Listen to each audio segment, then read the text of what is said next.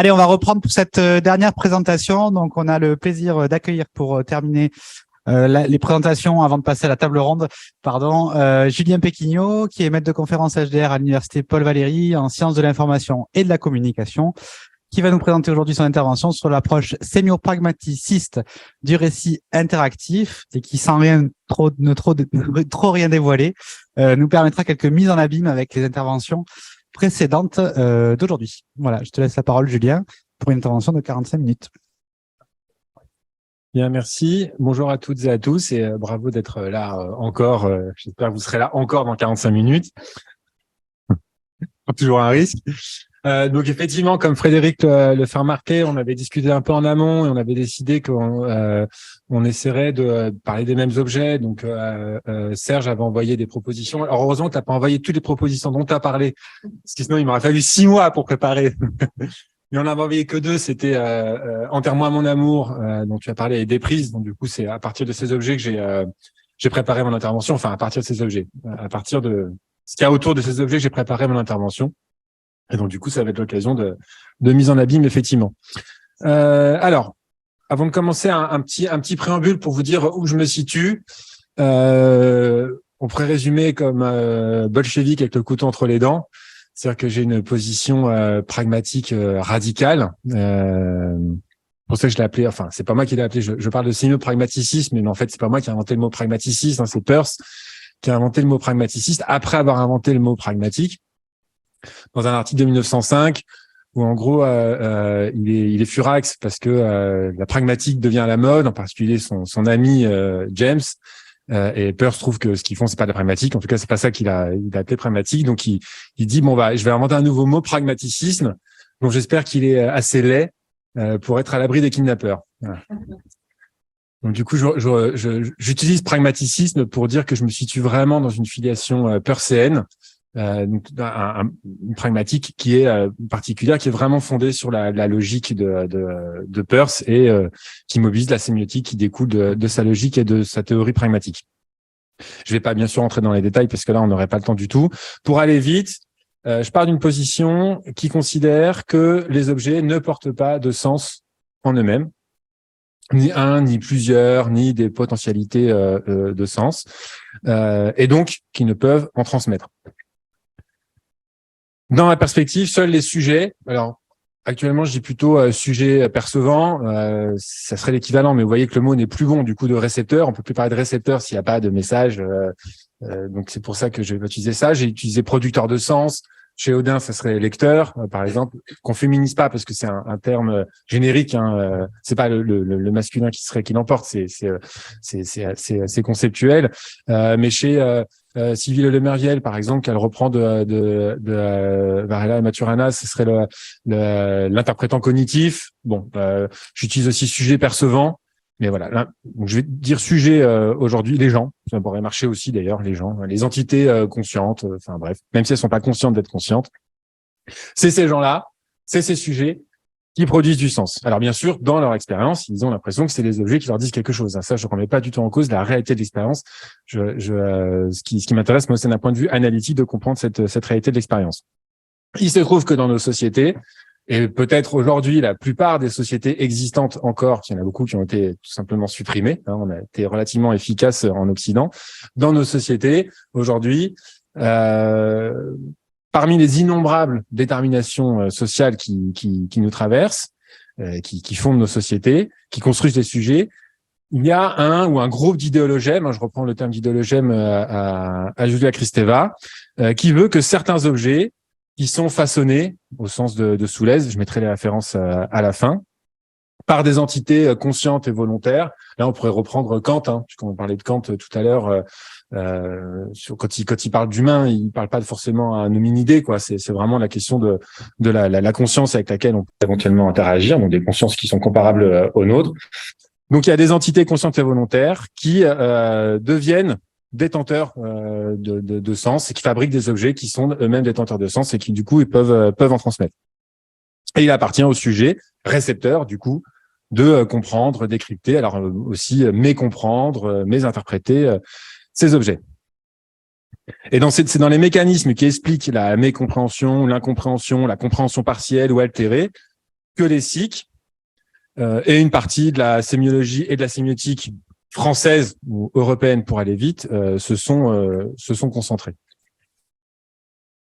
Alors, je pars pas d'un modèle de communication qui chercherait à comprendre pourquoi on ne comprend pas éventuellement et comment on pourrait faire pour mieux comprendre ou plus comprendre, mais je pars d'un modèle de non-communication, pour reprendre le terme de Roger Audin. Il cherche à comprendre pourquoi, parfois, on comprend. Et d'ailleurs, c'est pour ça que c'est un modèle qui a forcément besoin de la sociologie, par exemple, parce qu'on voit bien qu'on est dans des sociétés qui sont organisées pour que on fasse au moins semblant de se comprendre. C'est pour ça qu'on va à l'école, qu'on apprend à parler la même langue, à avoir la même grammaire, à avoir les mêmes dictionnaires, ce genre de choses. C'est parce qu'on a tout un système de normes qui sont là pour s'assurer que il y a un minimum de compréhension dans la vie de tous les jours. On voit bien d'ailleurs qu'en fait ça échoue beaucoup. C'est une impression. Je ne sais pas si vous connaissez un peu les travaux de Nathalie Sarraute, enfin les écrits de Nathalie Sarraute par exemple. Elle a beaucoup travaillé là-dessus, quoi. C'est-à-dire sur tous les petits interstices du langage. On pourrait renvoyer la psychanalyse aussi, qui sont en fait tous les hiatus de compréhension qui font en fait la vie. Enfin, il n'y aurait pas d'art si la communication marchait. C'est un point de vue. Il n'y aurait pas d'artiste si la communication marchait vraiment. Donc, je m'appuie principalement sur Peirce, je vous disais, Roger Audin aussi sur la question des modes de production de sens, et sur la sociologie et particulièrement la sociologie des œuvres. Beaucoup Jean-Pierre Eskenazi, en particulier, il a synthétisé ça dans Sociologie des œuvres en 2007, s'agissant des cadres sociaux qui permet d'expliquer le fonctionnement des objets qu'on pourrait appeler des objets, j'ai appelé longtemps objets symboliques, que j'appellerais aujourd'hui objets symbolisés, parce qu'ils sont pas en eux-mêmes symboliques, ils sont symbolisés par des sociétés à des moments donnés, pour des raisons données. Et de manière plus large, je m'appuie sur toutes les approches qui sont, je pourrais dire, pragmatico-compatibles, c'est-à-dire qui ne mettent pas le texte, au sens générique du terme, au centre de l'analyse, mais qui commencent par le contexte, avec différentes variations. Moi, je me situe dans la partie du spectre la plus radicale, où je parlerai même plus de contexte, parce que pour parler de contexte, il faut qu'il y ait un texte, et je vais partir du principe qu'il n'y a pas de texte en soi. Donc, même le mot contexte est trop mou dans ma perspective. Donc, je vous mets quelques exemples de gens que j'aime bien, quoi, que ce soit, j'ai mis Samprini pour la sociosémiotique, mais il y aura en fait toute la sociosémiotique de manière générale qui est très utile, mais des gens comme Stanley Fish aussi, ou Solwers sur Navarro Filmmakers, qui est pour quelque chose de plus du domaine de la sémio-anthropologie. Alors, vite sur le pragmatisme, je vous remets la fameuse formule pragmatique de Peirce. Considérer quels sont les effets pratiques que nous pensons pouvoir être produits par l'objet de notre conception, la conception de tous ces effets et la conception de l'objet.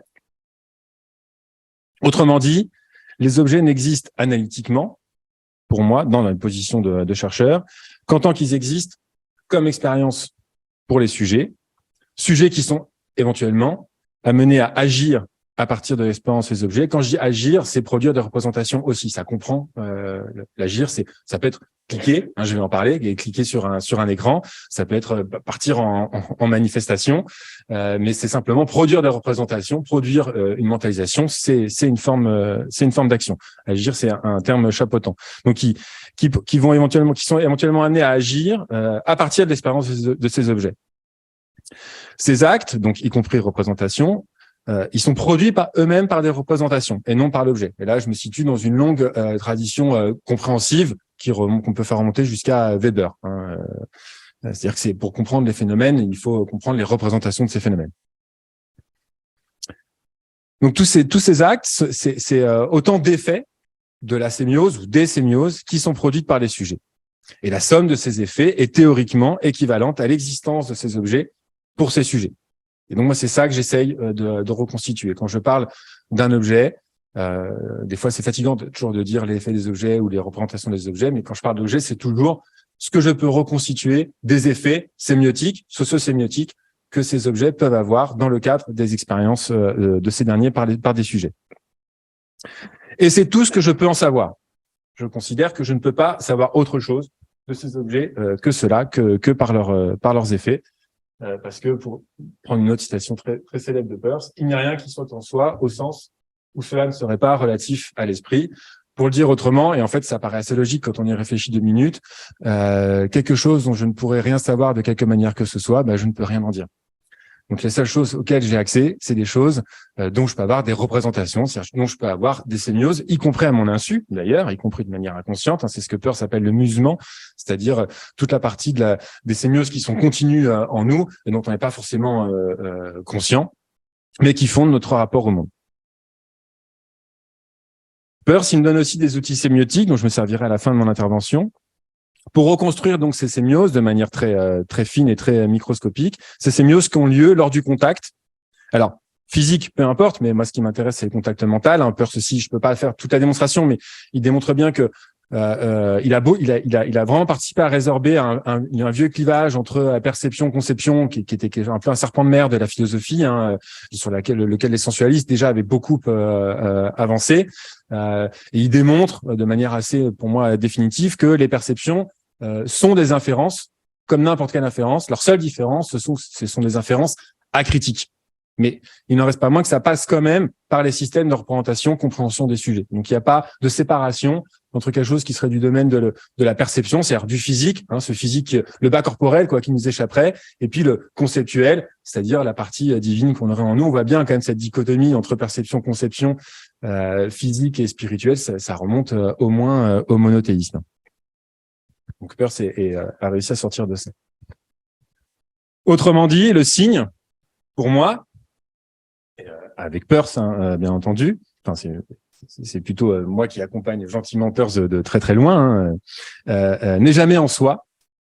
Les signes ne flottent pas dans l'air attendant qu'on les décrypte, mais il est toujours pour quelqu'un, pour une raison. Alors pour quelqu'un, pour un groupe parfois extrêmement complexe de raisons, bien entendu. Un signe, c'est quelque chose, quoi que ce soit, qui renvoie à quelque chose, quoi que ce soit, pour quelqu'un, pour quelque raison que ce soit. C'est pas plus que ça. Alors, une fois qu'on a dit ça, en fait, c'est très compliqué, mais c'est là où on commence à s'amuser. Mais c'est vraiment important pour quelqu'un. Je n'irai pas m'aventurer à dire, là, j'ai une fiction, là, j'ai un documentaire, là, j'ai du réel ou que sais-je. Je peux avoir une hypothèse de travail, bien sûr, puisque je suis un sujet comme les autres, comme les gens, c'est trace à part, mais donc, par définition, je peux me servir de ce que je suis, qui est au moins en partie comme les autres pour avoir des hypothèses, mais c'est pas moi qui vais prétendre dire qu'est-ce qui est quoi. Donc, je passe vite. Ça, peut-être que ça en servira tout à l'heure. C'est un tableau que c'est à partir de travaux de Deleuze, mais que j'ai agencé un peu. Enfin, j'ai mis plusieurs tableaux en un. C'est sur la phanéroscopie de Peirce, qui est la phénoménologie de Peirce, qu'il a appelé comme ça, parce que un phanéron, c'est du verbe phanein en grec, c'est ce qui paraît. Un phanéron, c'est ce qui est présent à l'esprit. Et donc, il a proposé une catégorie triadicisée. On savait que chez Peirce, tout marche en trois. Il a proposé une triadicisation trichotomique de l'intégralité possible des phanérons qui peuvent, d'ailleurs, des choses qui peuvent être présentes dans notre esprit. Donc, avec la fameuse priméité, secondéité, tiercéité, chacune étant divisée en trois parties. Et alors, je pense qu'on en reparlera peut-être autour d'un café une autre fois, mais j'écoutais Bruno tout à l'heure et toute la question du flux, de l'existentiaire et tout ça. Je pensais flux, pour moi, c'était vraiment la priméité. L'existentiaire, c'était la secondéité. Enfin, ça marche hyper bien. Je pense qu'on préfère une espèce de dictionnaire, de versions ou de thèmes entre les deux. Ça marcherait assez bien. Et de là, de sa phanéroscopie, découlent les moments du signe, donc dont quelque chose qui est très connu par tout le monde, même les gens qui travaillent pas forcément avec Peirce, c'est la fameuse icône indice symbole, mais on voit que c'est une toute petite partie en fait de la sémiotique de Peirce. C'est pour ça que souvent c'est utilisé de manière abusive, qui aboutit aux 10 classes de signes. En fait, pour les vrais furieux, parce qu'il y a des beaucoup plus furieux que moi, pour les vrais furieux, en fait, il y en a potentiellement beaucoup plus des classes de signes, mais là, ça rentrait dans des arguties de vraiment grands malades de Peirce qui même moi me font fuir, donc je vais pas vous imposer ça, mais avec ça déjà, on a de quoi faire. Par ailleurs, je me sers de la question des modes de lecture chez Audin. Qu'est-ce que c'est un mode de lecture chez Roger Audin? Donc c'est de la fiction 2000 et les espaces de communication 2011 principalement. Il y a des articles aussi. C'est la mise en œuvre par un sujet, donc chez Audin un lecteur, d'un certain nombre d'opérations et de processus qui l'amène à lire un texte, donc tout ça c'est au sens générique bien sûr, selon une ou plusieurs manières particulières. C'est-à-dire que Roger Houdin, il cherche pas forcément à rendre compte du contenu de la lecture, mais des cadres de la lecture, quoi. C'est-à-dire, il vient de la sémiologie, hein, il a fait sa thèse avec Christian Metz et sa thèse d'état avec Greimas, qui est quand même un pédigré assez sympathique. Et en fait, progressivement, à cause des sujets sur lesquels il travaillait, il en est venu à développer une approche qu'il a appelée sémio-pragmatique. Et à ma connaissance, d'ailleurs, c'est quand même lui qui a fondé ce terme-là par rapport à ce qu'il faisait, où il va pas dire que il va pas chercher à comprendre pourquoi tel objet fonctionne comme une fiction ou tel objet fonctionne comme un documentaire, mais pourquoi telle personne, à un moment donné, lit tel texte sur un mode fictionnalisant, sur un mode documentarisant, sur un mode moralisant, sur un mode artistique, etc. Et il va développer un certain nombre de modes, dont l'hypothèse principale, c'est que à un moment donné, un sujet donné inséré dans une société donnée a une compétence communicationnelle donnée, c'est-à-dire un nombre limité de modes de production de sens qui peut faire fonctionner, selon ces déterminations. Donc, il n'y a pas de fiction documentaire dans le monde que je vous propose. Il y a des gens qui éventuellement lisent sur le mode fictionnalisant, lisent sur le mode documentarisant, tout en eux faisant l'expérience d'être devant une fiction ou un documentaire, bien sûr, hein, et pouvant éventuellement le défendre. Donc, je vais interroger la question du récit interactif, acétone, en régime numérique particulièrement, même si on verra, je suis pas sûr qu'en fait on ait vraiment besoin de marquer la différence, non à partir des objets, mais à partir de ce que je peux déduire des processus sémiotiques ayant été à l'œuvre à leur contact. Alors bien sûr, ça va rester au stade de pistes et de propositions, parce qu'on va tout de suite, le boulot est beaucoup plus gros dans certains points de vue. Hein. C'est que si je prends Enterre-moi, même si je voulais faire Enterre-moi mon amour, même si je voulais faire les 19 fins, si je trichais, c'est que je mettais pas en temps réel. En gros, je peux finir le jeu en moins d'une heure. Hein. Il me faudrait quelques heures pour faire le tour de l'objet. Sur Enterre-moi mon amour, si je prends en faisant un balayage rapide les productions de sens que je peux repérer en ligne, par exemple, sur le Play Store, il y a un peu plus de 1000 avis. Et rien que, par exemple, sous la vidéo YouTube de Squeezie, qui a fait une vidéo pour présenter Enterre-moi mon amour, il y a 15 000 commentaires. Hein. Donc, c'est tout de suite monstrueux. Et puis, pour d'autres raisons que je n'exposerai pas ici, je travaille pas sur avec des méthodes quantitatives d'analyse de texte, parce que quand on travaille sur Internet, j'ai beaucoup travaillé sur les objets très populaires. Il y a, quand je vais voir des gens qui sont en sciences du langage et ou informatique, et je leur dis, j'ai des terras de commentaires, comment je le fais, ils me disent, il y a plein de traitements automatiques qui existent, j'ai dit super, puis je leur balance le truc et ça marche pas, parce que, les gens qui commentent, les gamins de 12 ans qui commentent les objets sur lesquels je travaille, ils n'utilisent pas un langage que les machines reconnaissent. Donc, ils me disent, mais on peut programmer. Donc, tu prends toutes les phrases que l'ordinateur connaît pas et tu lui expliques. D'accord. Donc, je vais me débrouiller tout seul, du coup. Moi, ça va plus vite d'un certain point de vue. Donc, pour l'instant, ça fonctionne pas plus que ça. Donc, on fonctionne par sondage, mais ça marche assez bien. Donc voilà, c'est pour ça que pour aujourd'hui, je me suis cantonné à des ressources en ligne, donc de traces, ce que je pourrais appeler des traces d'énonciation, c'est-à-dire des sujets ont énoncé ces textes. Hein. Bien sûr, c'est pas l'expérience qu'ils ont faite, ils ont fait l'expérience de recevoir un message, mais pour moi, ils ont énoncé un texte, et ces énonciations ont laissé des traces, par exemple dans le cadre des commentaires. Bien entendu, ça sera une catégorie particulière de gens, c'est des gens qui ont produit des textes. Je ne prétends pas renseigner l'intégralité des lectures qui ont pu être effectuées, parce que on sait bien que sur le web dit 2.0, c'est entre 5 et 10% des utilisateurs qui vont produire des commentaires. Donc c'est une catégorie particulière d'utilisateurs. Pour renseigner le reste, là, il faudrait faire d'autres types d'enquêtes, d'observations, des mises en situation, des expériences, etc. Mais dans les délais impartis, c'était pas possible pour moi. Alors, je commence avec Enterre-moi mon amour. Tout bêtement, j'ai commencé par ce que Jean-Pierre Eskenazi appelle la déclaration, c'est-à-dire que tout objet candidat, ce qu'il appelle un objet candidat, c'est un objet qui est produit au sein d'une institution, et en fait, tout objet qui va arriver à la connaissance de quelqu'un dans une société provient d'une institution, quelle qu'elle soit. Ça peut être l'institution artistique, c'est quelque chose qui est exposé dans une galerie ou dans un musée, mais ça peut être des institutions beaucoup plus restreintes en termes sociaux. Ça peut être un petit cercle de fans d'Harry Potter dans une sous-branche d'un forum de gamers, par exemple.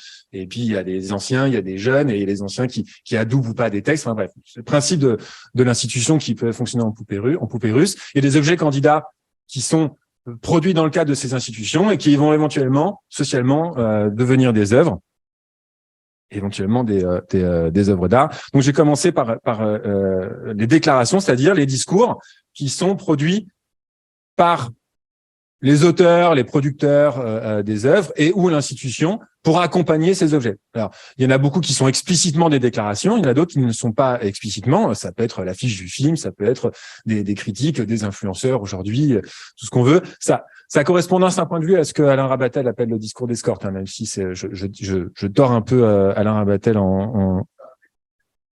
Oui, si, complètement, si, parce que pour l'expérience du lecteur, si. Du lecteur, si, on voit bien que il y a toute une partie, les gens vont alors lire Télérama, lire Sens Critique, lire chacun ou parler à la machine à café pour aller lire les textes. Il y en a qui le font de façon très active, d'autres qui le font de façon plus inconsciente, quoi. Mais en fait, il y a des systèmes de prescription. Mais on pourrait revenir à Lazarsfeld. Enfin, c'est pas quelque chose de nouveau, quoi, hein, sur ce principe de qu'est-ce qui constitue les choses qu'on va voir et tout. Mais on voit bien que l'immense majorité de nos expériences, y compris quand on est savant, érudit, universitaire et ainsi de suite, en fait, sont cantonnés à des très petits spectres de possibles d'objets. D'abord pour des raisons physiques, parce que c'est pas vrai qu'aujourd'hui on a accès à tout, loin de là, vraiment loin de là. En plus, il y a les algorithmes sur les plateformes qui rajoutent des bulles de filtre, mais même nous sommes notre propre bulle de filtre. On le voit bien sur nos goûts alimentaires.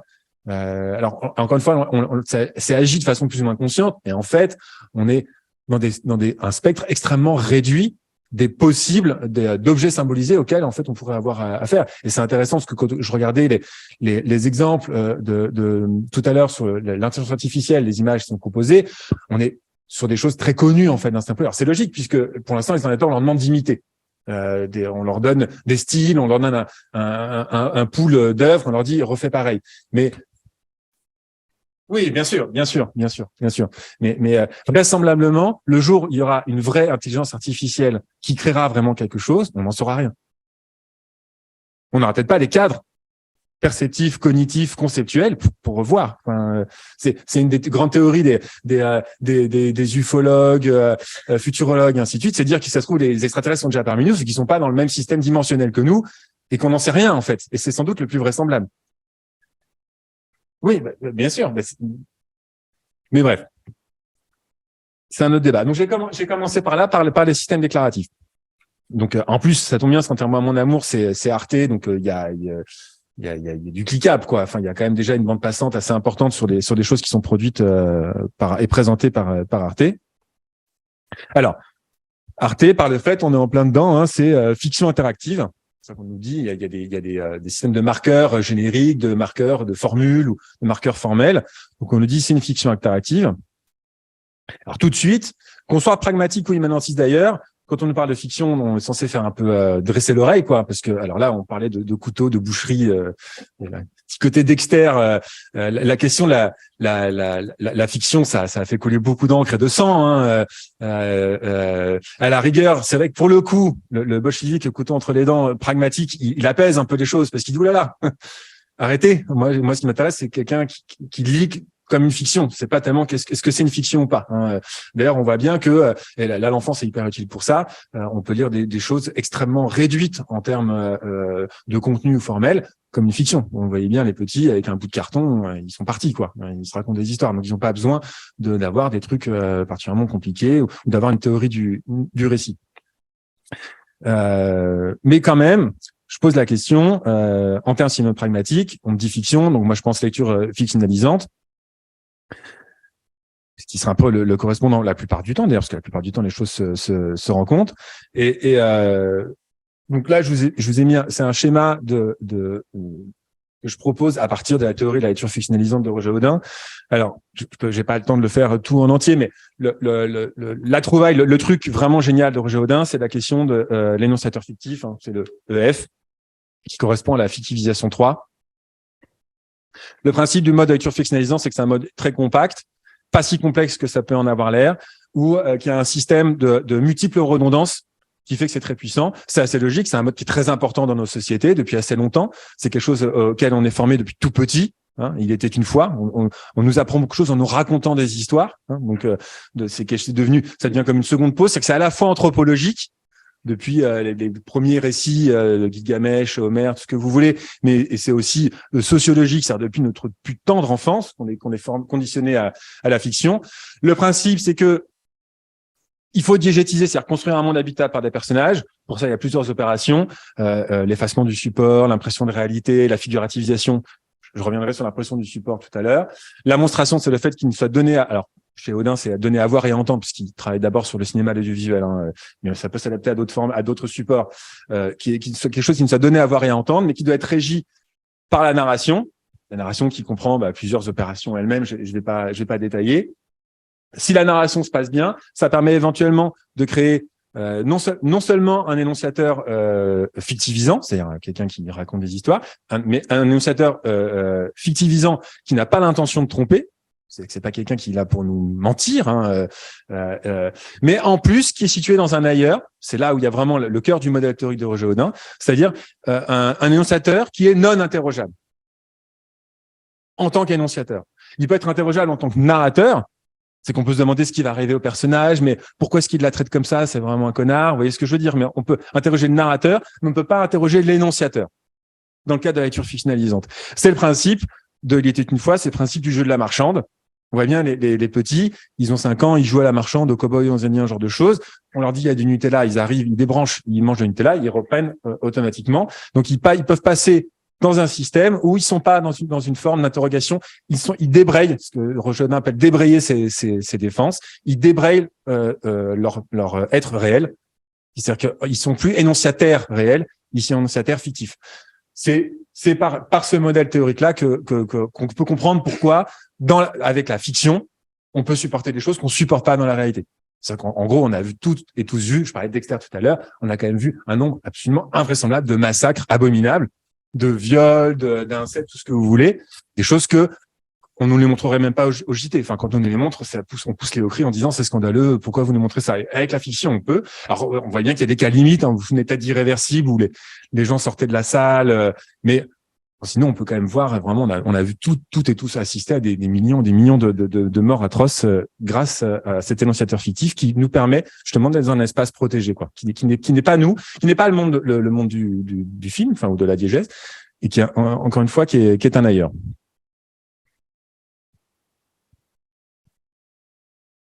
Donc je me demande, est-ce que c'est une fiction interactive? Je prends pas tout de suite la question d'interactivité, j'y vais pas à pas, mais est-ce que ça marche, quoi? Est-ce que les gens arrivent à fictionnaliser avec En témoin mon amour?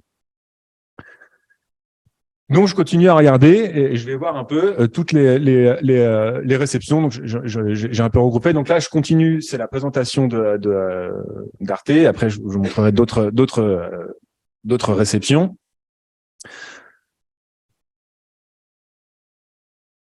Il semble qu'il y a ambivalence dès la présentation d'Arte. C'est pareil sur le site de Pixel Hunt, c'est pareil quand vous êtes sur le Play Store. Souvent, c'est des bouts de trucs qui sont repris, bien entendu. Hein. Il semble y avoir une ambivalence, ou plutôt une prévention contre une ambivalence potentielle, parce qu'à la fois, on insiste sur le fait que c'est fictif, que les personnages sont fictifs, que c'est une fiction, et en même temps, on nous dit que c'est documenté, que c'est tiré d'une histoire vraie, et ainsi de suite, mais que c'est pas une histoire vraie. Donc c'est ce qu'on va on retrouve énormément chez les commentaires des gens qui ont joué ou qui ont lu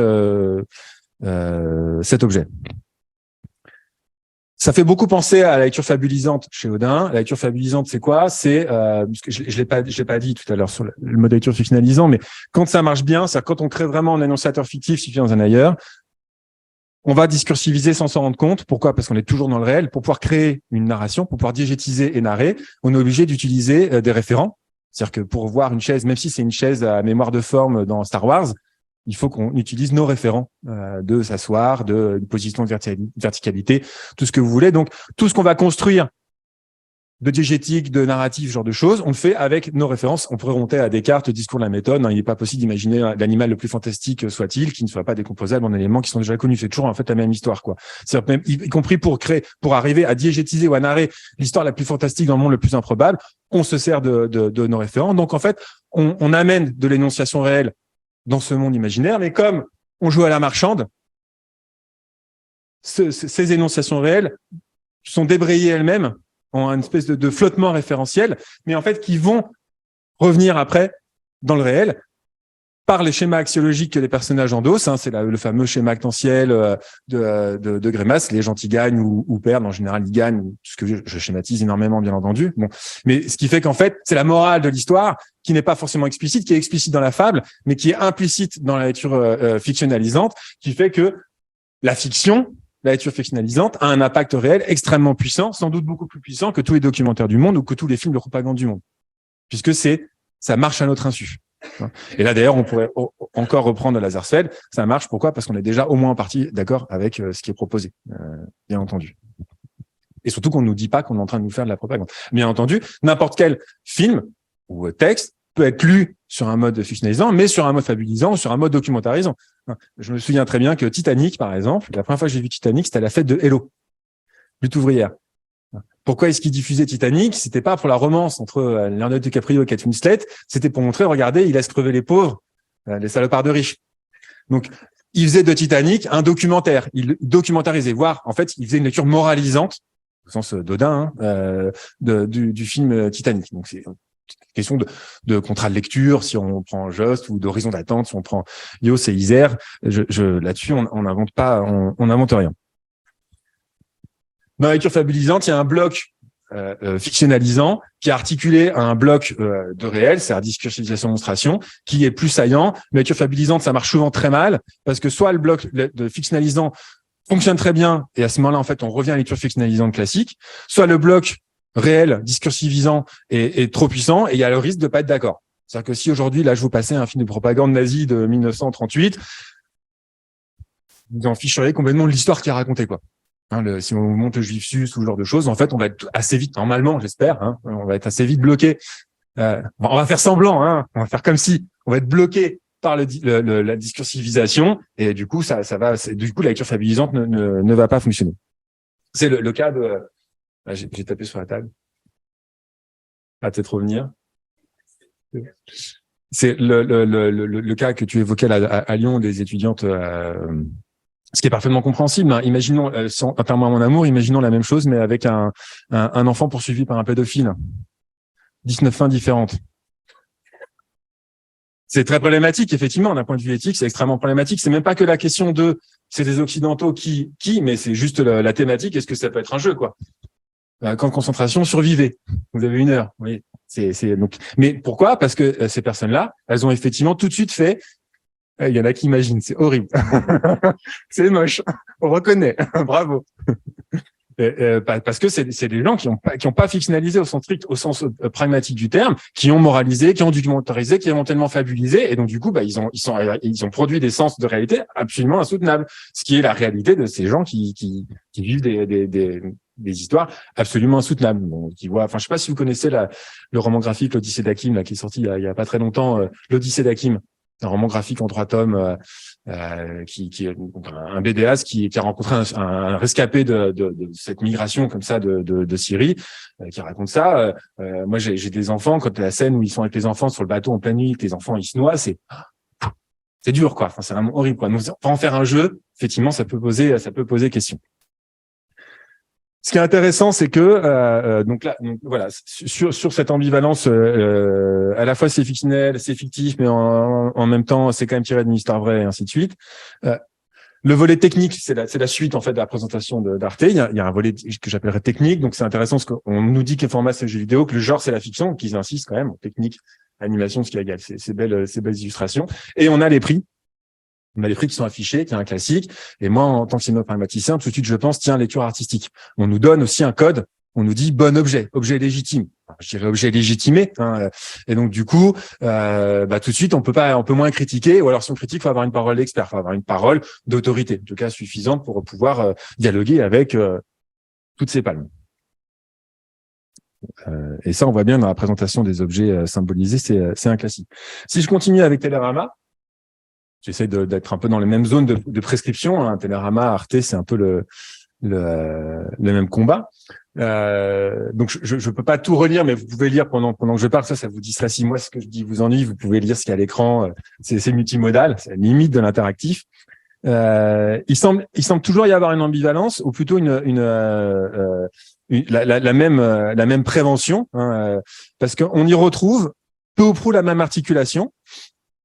Certes, c'est de la fiction. Là, on ne discute pas, mais c'est une fiction réelle, réaliste, qui est documentée. Hein, parce que on l'a dit, c'est tiré d'article du Monde qui reprenait les tweets en fait. Enfin, c'était les tweets ou des SMS, les SMS de Dana et ouais, c'est sur WhatsApp. Voilà, c'est ça, c'est WhatsApp. C'est comparable à la vraie vie. C'est produit en collaboration avec les vraies personnes. Bon, enfin, bref. Donc, quand même, c'est de la fiction. Mais enfin, c'est du gros du lourd, quoi. Hein. C'est une fiction vachement vraie. On sait plus où la fiction. D'ailleurs, disons que le poids du réel est quand même très très très sensible, plus sensible que dans la déclaration officielle, c'est-à-dire Arte. Ici, on a même des chiffres. Hein, parce qu'on nous dit il y a tant de migrants qui meurent. Bon, on verra que d'autres gens le font. On a les paroles de journalistes. Donc on voit bien que le chroniqueur ou la chroniqueuse, je sais plus si l'article est signé, de Télérama, il a clairement documentarisé. Et c'est d'ailleurs ce qu'il nous propose aussi de faire, tout en disant c'est une fiction. Moi, ce que je dis là, c'est qu'il a documentarisé en jouant à ce jeu, ou je sais pas sûr qu'il y ait joué, mais en tous les cas en regardant en diagonale. Donc il a construit un énonciateur interrogeable en termes de vérité. Auquel il a répondu oui, c'est vrai.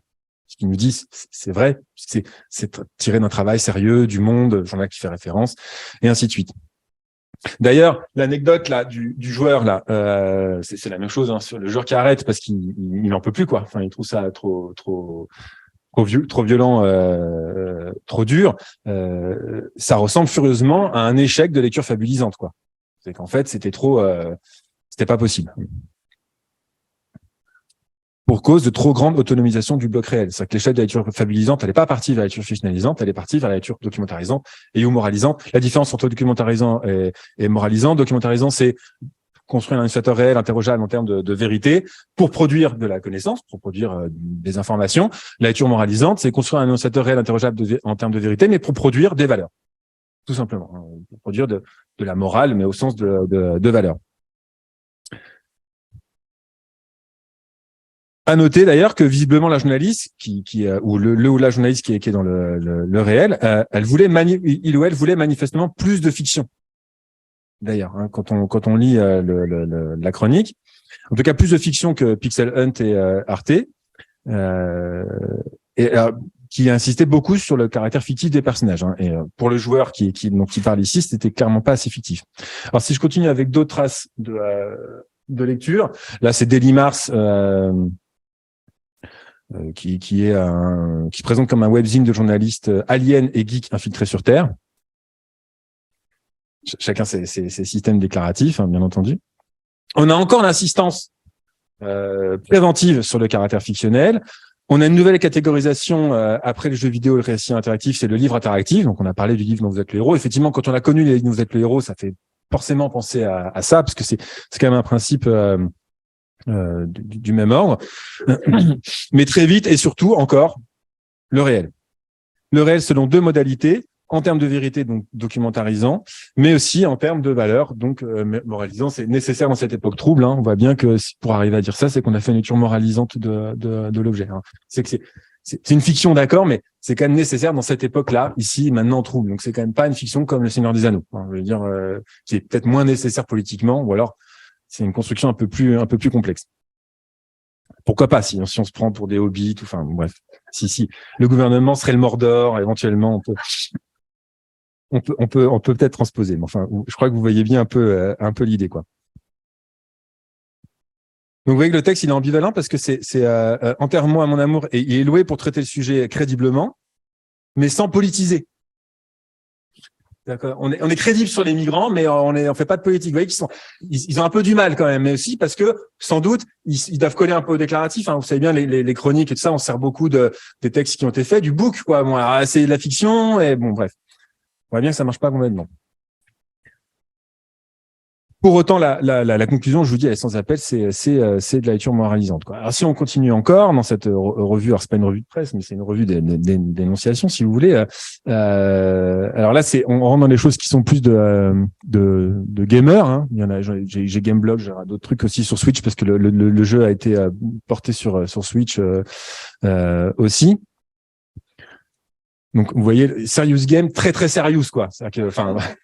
on sent qu'ils ont quand même un peu souffert. Donc voilà. Alors bien sûr, je triche parce que j'ai sorti des choses, mais je suis honnête avec vous. Vous pouvez aller voir, je vous ai mis les trucs. Vous verrez que vraiment, il n'y a pas tellement d'autres choses que ça comme qualificatif. Bon, on retrouve un peu les mêmes choses. Hein. Une grande partie pédagogique aide à comprendre la crise migratoire. Bon voilà, on n'est clairement pas dans les enjeux directs a priori de la fiction. On est bien dans la question du documentaire. Alors, vous voyez bien que là, on est sur des choses qui sont de gamers, donc c'est un test de jeu, quoi, très classique. Et en fait, on parle pas du tout de la partie ludique. Et on verra que il y a très peu de commentaires qui parlent de la partie ludique, ne serait-ce que parce qu'en fait, quand ils en parlent, ils trouvent que c'est pas terrible, que ça marche pas bien, que ça bug beaucoup, que le gros reproche qui est fait à ce jeu, c'est qu'il y a pas de système de sauvegarde en fait. C'est-à-dire que quand on meurt, il faut recommencer au début, donc en fait, ça saoule les gens, quoi. Tout simplement. En plus, c'est déprimant. Enfin, déjà, la nana, elle est morte, et en plus. Bon. Alors dans un jeu, normalement on meurt, mais il y a des systèmes de balises, de sauvegarde, quoi. Sauf quand on joue en mode hardcore ou quand on meurt, type Diablo, où le truc c'était qu'on pouvait jouer à 1000 heures et puis si on mourait, bah c'était fini, fallait tout recommencer à zéro, quoi. Mais c'est pour les hardcore gamers, c'est pas pour les gens qui téléchargent une appli à 3 € sur leur smartphone, quoi. C'est pas la même population. Donc ça saoule beaucoup les gens. Autre chose, donc là c'est console fun, test de jeu. Donc vous voyez que la dimension ludique, elle est pas tellement caractérisée. On a la question de la fiction qui a carrément disparu, parce qu'en fait c'est pas leur question, justement, ils s'en fichent qu'on leur a présenté comme une fiction. Eux, ce qui les intéresse, c'est la présentation comme jeu vidéo.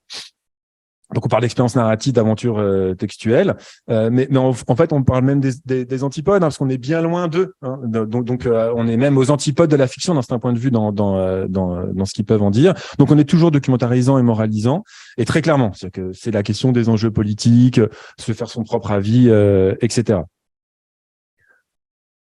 Ensuite, Mister Mondialisation, je sais pas si vous connaissez, hein, c'est un peu comparable à Daily Mars d'un certain point de vue.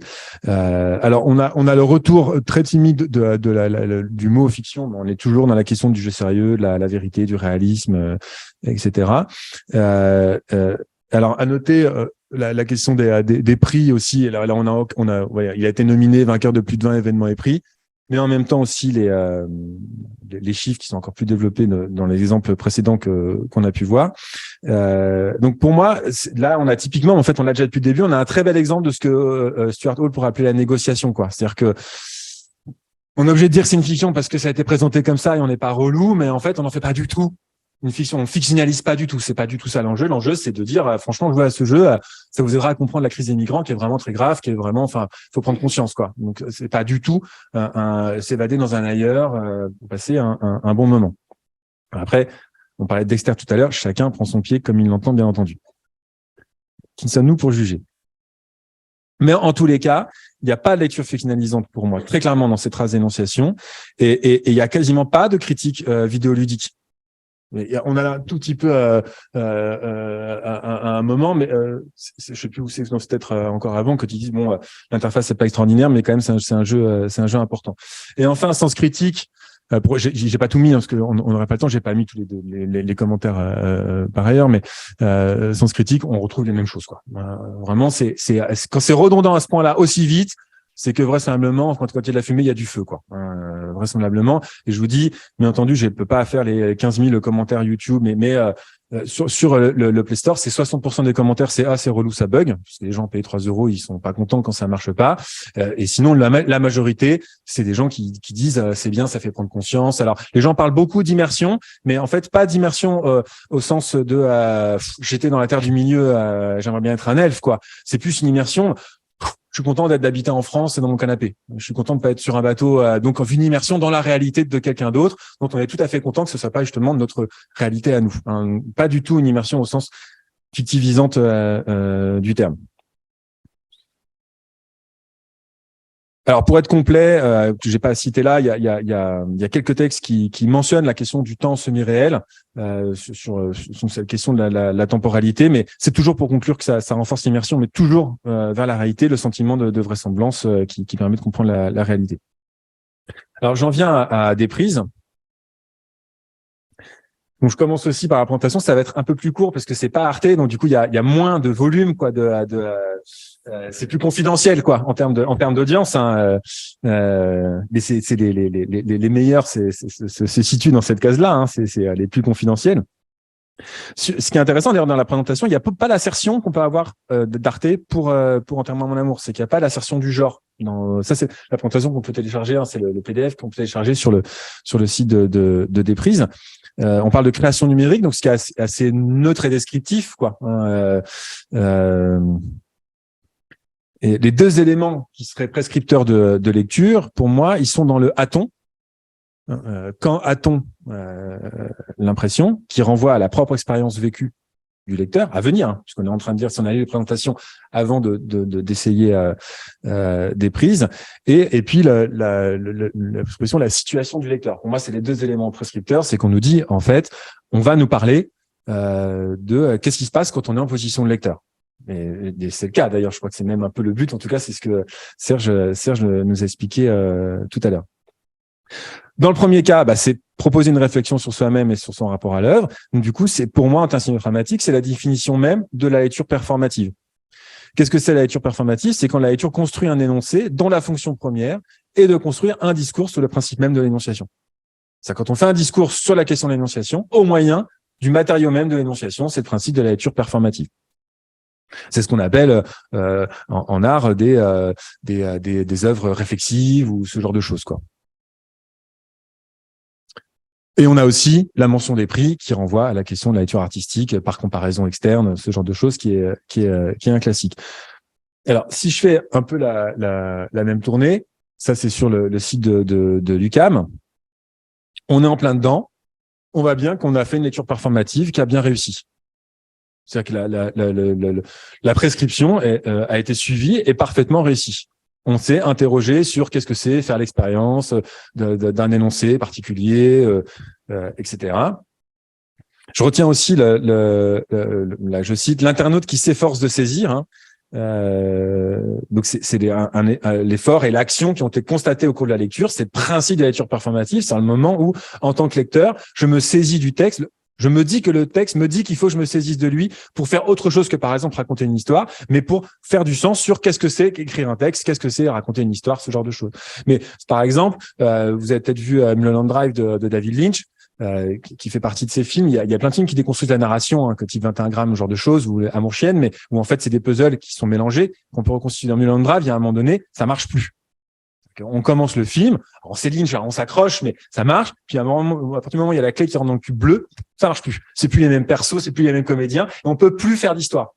Donc il y a des gens qui disent c'est nul, il me saoule, c'est un esthéticien, il fait de l'esthétique pour faire l'esthétique, ça m'agace. Puis il y a ceux qui sont fans de Lynch, donc ils veulent que ça marche, ils veulent que ça reste du bon objet, et qui disent qu'est-ce que je vais faire? La seule solution, c'est de performer, c'est-à-dire en fait il est en train de me parler du cinéma. Il est plus en train de me raconter une histoire, ce qu'il avait déjà commencé à me dire dans les précédents films, c'est pas l'histoire qui est importante, c'est pas ça qui m'intéresse. Bon, et là vraiment il me dit, si tu voulais faire de l'histoire, tant pis pour toi. Là c'est fichu, je t'ai baladé pendant 1 heure, et maintenant c'est plus de ça dont on parle, c'est de la question de Hollywood, du cinéma, tout ce que vous voulez. Et éventuellement, en faisant une lecture performative, je peux revenir au plaisir de la lecture fictionnalisante et reconstituer un récit qui est une forme de méta-récit symbolique, quoi. C'est un peu la même idée.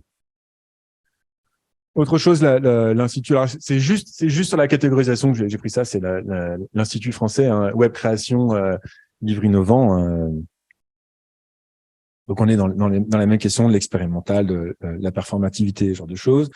Pareil c'est un blog culturel. Hein, au-dessus, c'est un blog culturel, ça dit la même chose. Là, c'est un Moodle d'un prof de lycée qui l'a pas protégé. Donc, du coup, je suis tombé dessus. Mais ce qui est intéressant, c'est œuvre numérique. Donc, c'est la question de la catégorisation, quoi. Hein. Toujours, on est dans la question de la lecture artistique, la lecture performative, la lecture artistique sont souvent liées. Pourquoi? Parce que c'est dans l'art, en particulier l'art contemporain, qu'on va avoir une réflexion sur l'art lui-même. En gros, on parlait du chant tout à l'heure. En gros, depuis Duchamp et depuis l'art abstrait, c'est reconnu, c'est admis que la fonction de l'art, c'est pas juste de décorer la cheminée, mais c'est de réfléchir sur l'art, sur le monde, etc. Donc, on est complètement dans ces choses-là. Là, ensuite, dans les univers du livre, donc là, c'est la petite bibliothèque numérique. On n'est toujours pas dans la question du récit, mais on est toujours dans la question de la performance artistique qui engage le sujet dans une réflexion sur la matière et la forme. Donc, il y a toujours la même chose. Donc, voilà pour les revues, c'est d'aller vite pour finir dans les temps. Si on compare les deux, donc Enterrement à mon amour et Déprise, on voit bien qu'il y a des choses qui sont différentes, mais des choses qui sont en commun. Ce qui est en commun, me semble-t-il, c'est le fait que le récit n'est pas la question. En tout cas, dans ces traces que je vous ai exposées là. Même si en termes de présentation et de déclaration, il est mis en avant. Tu me casses pas mon PD. Dans le premier cas, donc dans le cas d'Enterrement à mon amour, c'est en tant que dit de vérité que le texte fait sens avant tout, pour l'immense majorité des gens. Le fait qu'il soit sous forme de récit ou même de récit interactif est purement anecdotique, encore une fois, en tout cas dans ce que je peux constater dans les traces d'énonciation. D'ailleurs, la question de la fiction que pourrait poser celle du récit avec des personnages fictionnels, est-ce que sur ce coin insiste la déclaration, est en fait complètement hors sujet pour mes sujets percevants. Tandis que la question du ludique, vers laquelle il aurait pu tendre par ailleurs, puisque c'est aussi un élément de présentation et un élément du cadre social de fonctionnement du truc, c'est dans la catégorie jeu qu'on peut le télécharger, sur le Play Store, ce genre de choses. Elle est aussi relativement écartée, ne serait-ce qu'encore une fois, je vous disais à cause de sa relative médiocrité, c'est que les gens disent franchement, si c'est un jeu que vous cherchez, à la limite prenez un livre dont vous êtes le héros, mais c'est pas là que vous allez avoir une expérience de ludique particulièrement intéressante. Dans le second, c'est toujours, donc dans des prises, c'est toujours la question de l'énonciation réelle, de la réalité, mais pas tellement en termes de vérité, plutôt en termes de faire et d'être. L'autre était un dit de vérité, et là c'est un dit de faire et un dit d'être. C'est-à-dire que le texte fait sens en tant que texte qui cherche à produire du sens sur la question du texte.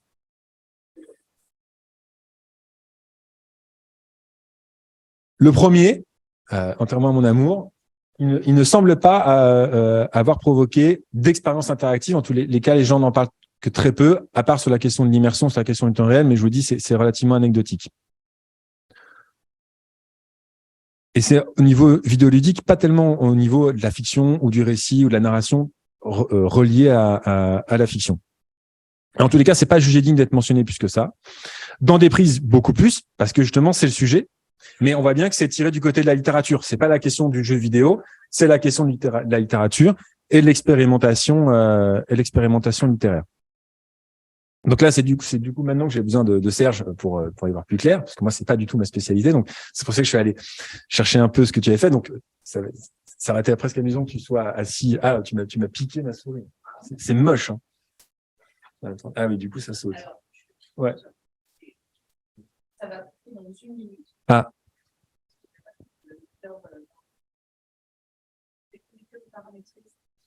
Et c'est moi qui dois faire ça? Je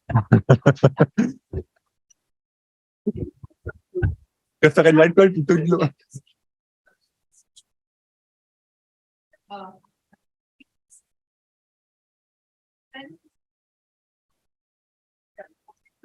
Je m'étais dit, c'est au cas où on aurait été tous assis à la table, tu vois, c'était rigolo d'avoir comme ça une espèce de régression infinie, quoi. Parce que là, c'est une captation, c'est une image composite de Serge qui est captée avec sa présentation à côté. Voilà. J'ai pris deux, trois captures. Donc je vais faire dans l'ordre de haut à gauche et jusqu'en bas à droite, hein, en reprenant un peu ce que Serge dit, qui nous a dit en partie aujourd'hui. Hein. Alors sur la question effectivement l'interactivité qui n'a pas attendu l'informatique ou le numérique, bah ça on est entièrement d'accord. Hein. C'est assez évident, mais j'irai un peu plus loin et je dirais que si on parle de la question d'intervention physique, on peut pas le lire sans être interactif. Il faut bien tourner les pages du livre. Hein. Je veux dire, il faut le prendre dans une étagère, éventuellement il faut l'acheter. Donc on a agi beaucoup en fait. Hein. Sans parler du fait de toutes les fois où on s'est fait arracher des livres des mains parce qu'on était en train de les manger quand on avait 1 an ou 1 an et demi. Donc en fait, lire un livre, c'est une suite d'actions, de contraintes, de même des fois de violence, hein, énorme, extrême. Car simplement, on a oublié. À chaque fois qu'on ouvre un livre, on pense pas à toutes les fois on s'est fait pourrir quand on avait 1 an et demi, parce qu'on bouffait les livres de nos parents. On a tous mangé les livres de nos parents ou les DVD. Donc quand même, gardons-le à l'esprit. Mais de regarder un écran, écouter, c'est un acte en fait. On les perçoit plus, on les expérience plus comme des actes, mais ce sont des actes. On voit bien que ça s'apprend d'ailleurs à un gamin. On le met pas tout de suite devant un écran pendant 2 heures. Enfin, il tient pas. Ou alors c'est sur le canapé, mais sinon il a des fesses par-dessus la tête. C'est pas vrai. Pour qu'il se tienne assis pendant 2 heures dans une salle de cinéma, c'est des années d'apprentissage et de contraintes. Donc on voit bien que c'est un acte très fort en fait, à la limite du carcéral d'ailleurs si on y réfléchit. La maternelle, c'est fait pour les préparer à être assis pendant 8 heures d'affilée en classe, hein, au CP, sur une chaise qui est, d'un certain point de vue, barbare comme traitement sur ces petites choses-là. Tout le monde n'a pas de jardin. Hein, pensez qu'ils sont après assis chez eux. Bref, c'est un autre débat. Deuxième point sur la littérature ergodique, l'effort non trivial. Je suis complètement d'accord avec aussi. Hein, c'est je plus sois. Je le reformulerai. C'est dans la comparaison. On en a parlé tout à l'heure de la question de la nouveauté, quoi. Je crois que c'était Laurent qui en parlait. C'est dans la comparaison que réside l'interactivité en tant qu'expérience. À mon sens, c'est pas en soi, c'est pas tel ou tel objet qui est interactif. C'est dans l'expérience d'utilisateur ou du sujet, une comparaison avec d'autres expériences ou non-expériences qu'il a pu faire. Et donc, pour moi, en termes Peur C1, c'est la question de l'interprétant. C'est au niveau de l'interprétant que ça se situe. Alors, pour aller vite, je reviendrai à Serge après, mais pour aller vite sur les interprétants, ça, c'est un schéma que j'ai fait. Bon, je peux pas le... En gros, il y a 3 types d'interprétants chez Peirce: interprétant immédiat, interprétant dynamique, interprétant final. L'interprétant immédiat, c'est le fait, c'est modélisation. Hein. L'interprétant immédiat, c'est pour modéliser le fait que un sujet sémiotique, un sujet socialisé, il est par moment devant des choses qui va reconnaître comme étant des signes, même s'il n'est pas d'ailleurs capable de les comprendre, mais il voit des signes. Je veux dire, si on me met sur une route de campagne japonaise, vraisemblablement, il peut y avoir des marques au sol. Je vais me demander si c'est un idéogramme un peu effacé ou si c'est juste un truc naturel de dégradation de l'asphalte. Vous voyez ce que je veux dire? Donc, je vais avoir mon interprétant immédiat va être un peu en galère, quoi. Mais en fait, une immense majorité dans la vie de tous les jours, on voit bien qu'il y a des choses qui sont des signes qui n'en sont pas, et on peut en créer ou en effacer. La plupart des gens ici se sont assis sur leur chaise sans y penser. Maintenant que j'en parle, ça devient un signe. Alors, leur chaise existe en termes sémiotiques, mais pourtant, il a bien fallu, on a aussi appris à s'asseoir sur une chaise, pas se mettre dos à la personne qui parle, pas se mettre en tailleur. Donc, en fait, c'est très sémiotisé. L'interprétant dynamique, c'est l'effet réel que le signe produit sur le sujet percevant, sur le sujet sémiotique. Mentalement, ça peut se traduire en action physique, mais c'est d'abord une production mentale. Et l'interprétant final, il y en a 3, interprétant final 1, interprétant final 2, interprétant final 3. En fait, c'est les degrés d'habitude, c'est le degré de collectivité des habitudes. En fait, c'est le degré de collectivité des sédimentations de toutes les sémioses passées.